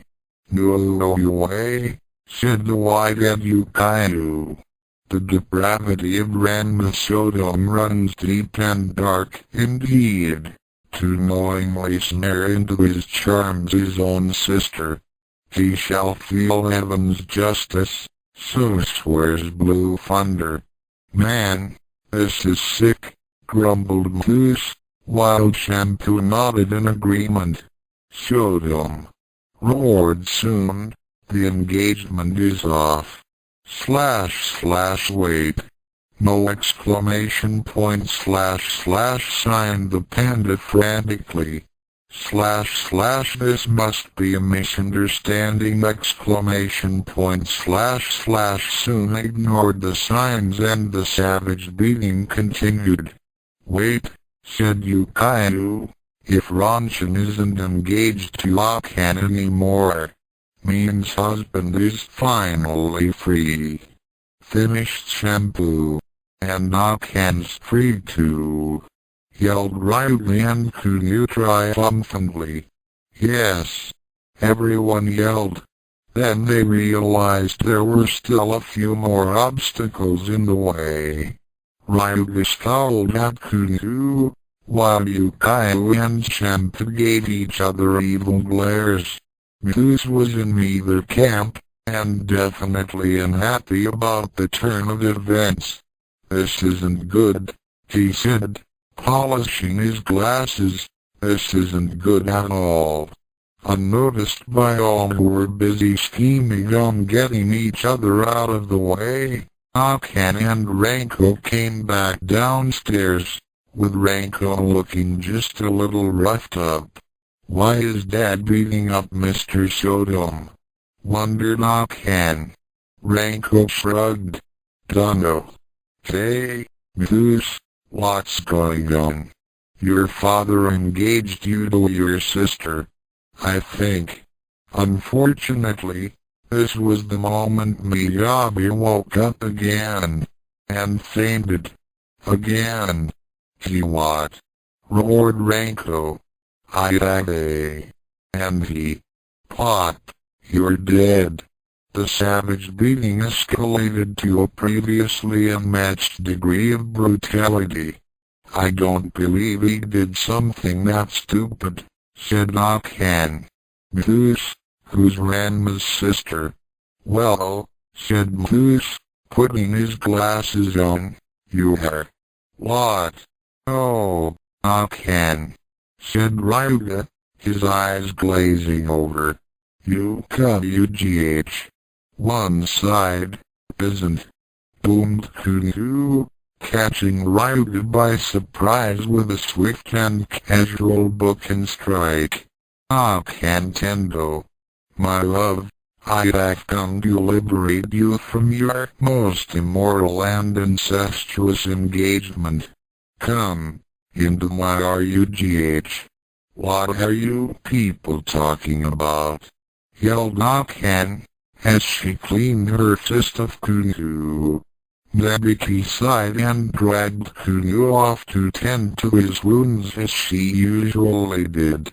She was considering charging double her usual medical fee, if only because this ridiculous mess put her in a bad mood. I know it's a bit of a shock, Akan, but, hey, he's your brother, said Yukainu. Where did you get the idea that he was my brother? Said Akan angrily. Looks like you'll be my sister-in-law, eh? HM. Yukayu gave Akan a playful elbow. Won't that be cool? A bonbury suddenly came between them. Akan Tenbo's Shampoo's sister-in-law. This again. Pimbo, yelled Yukayu. Wait a minute, yelled Akan. Everyone paused, even Psycho soon. I am not Ranma's sister. Where'd you get this stupid idea? Now, sugar, said Yukayu. I know you're in shock. It takes time to accept truth, yes, said Shampoo. If you need someone to talk to, nervously offered Ryuga, I'm willing to listen. I am not in shock. Where did you get this stupid idea? Everyone thinks I'm her brother, muttered Ranko. Pot. Explain.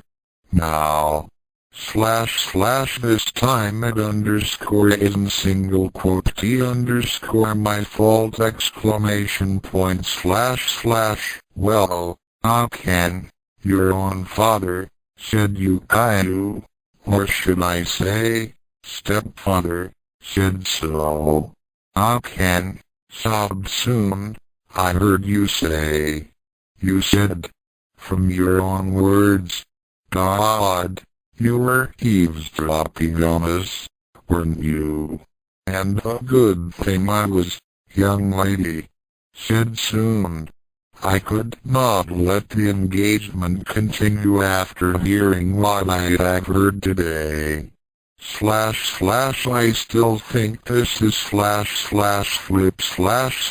a big misunderstanding. Unfortunately, I've just got Soon mad again, which led to more minutes of Throttle the Panda. Dad, you didn't hear things right, said Akan. Poor girl, said Yukayu, holding on to him even though she knows she's his sister. She must have really fallen for him hard. Shampoo nodded solemnly in agreement. Don't you think she might be telling the truth? Asked Moose. Shampoo sighed, grabbed Moose by the neck, tossed him in the bathroom where Dr. Tofu was, and yelled, "Hey, as you am I. Oh my, what's going on here?" The panda froze, soon halted. The teens paused in their individual bickering. Ranko took a few tentative steps towards Nodocop, hoping to do some damage control on this chaos. Why? Asked Nodocop, are you trying to kill Mr. Panda, Tenbo-san? Soon gave the panda a wicked glare. Please, T-Indio. Gone single quote T ! And why is Miyabi-chan unconscious on the floor? She added. Gently, she sat and put Miyabi's head on her lap. Yukayu didn't have the courage to tell Nodoka that her husband had cheated on her, and neither did Ryuga, Shampoo, or Moose. Madame Saotome. Boomed the blue thunder. It saddens me to reveal the base nature of thy beloved to be that of an unfaithful, nay, earless man. Cakewalkie could you knew no such reluctance. It was thought he was too stupid to be aware of it. Hey, I thought Nebiki took him away, muttered Ranko. Then, said Yukayu, you know about Ranma's illegitimate child? Yes, I do, said Nodocop, sounding heartbroken and sad. But I try to look at it in a positive light. I think of her as the daughter I never had. She smiled, tainted with a little melancholy, and reached out to hold Ranko's hand. Isn't that right, Ranko-chan. Huh? But I thought Akan was the one, said Yukayu. Heavens, no. Laughed Nodoka. Wherever did you get that silly idea? Everyone want that soon. I asterisk told asterisk you exclamation point / signed the panda. So, Miyabi-chan fainted because, said Nodoka. Because she heard us say Ranchan and Akan were brother and sister, said Yukayu. Sorry about that. Miyabi-chan, wake up, said Nodoka gently. Miyabi-chan, come on, time to get up now. Miyabi stirred, opening her eyes narrowly. Dachan? Yes, dear, it's me. Oh, I just had the most horrible dream. Really? Yes. Mom and Dad were fighting so much, and Yukayu and Uncle Ryuga didn't care about each other, and Uncle Tatewaki was a pervert. Then Miyabi opened her eyes. Oh, she sighed, it wasn't a nightmare. Don't worry so, Miyabi-chan, said Nodoka soothingly. Things will work out for the best in the end. You should know more than any of us. Asterisk as all things go, the night had to end. In its wake, several people were left disappointed. Muse was sore from the repeated maulings at the hands of Shampoo and on occasion, Dr. Tofu, via Shampoo. Shampoo got nowhere with Ranma, mainly because coming on to him in front of Nodoka meant certain death for her iron.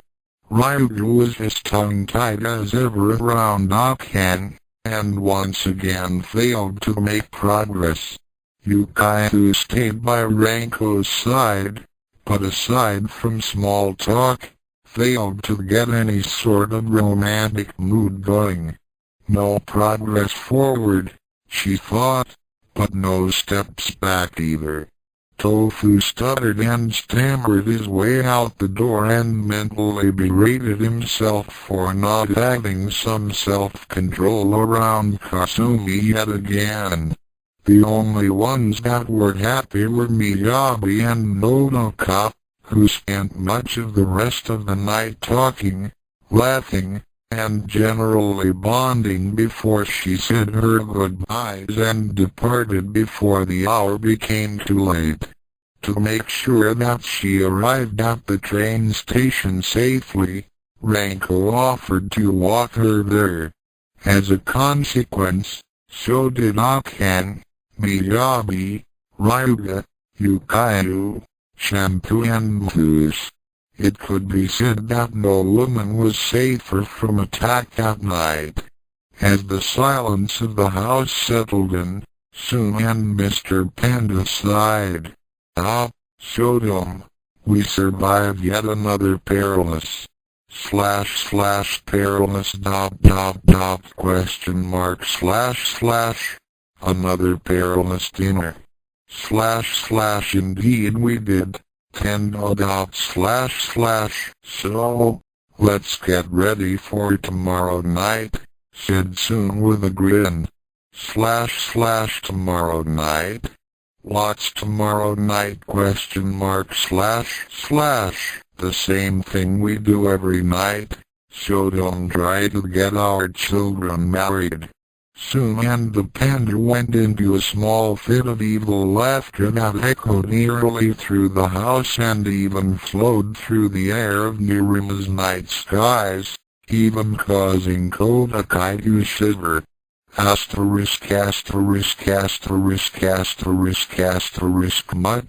Much later children yawned. Dawn was breaking through the window. That was possibly the most boring night I'd ever spent with two men, she announced. I told you you didn't have to stay. Ryo fished in his pocket for his wallet. "You two really weren't much of a help, staring over my shoulder the whole night like that." He flipped through the pictures, then selected one. "Is that you and your fiancée?" Ishido asked. "Yes," Ryo whispered. "She looks a lot like Kasumi. And if your recent actions are any guide, you probably don't deserve her." "I've thought the same thing many, many times."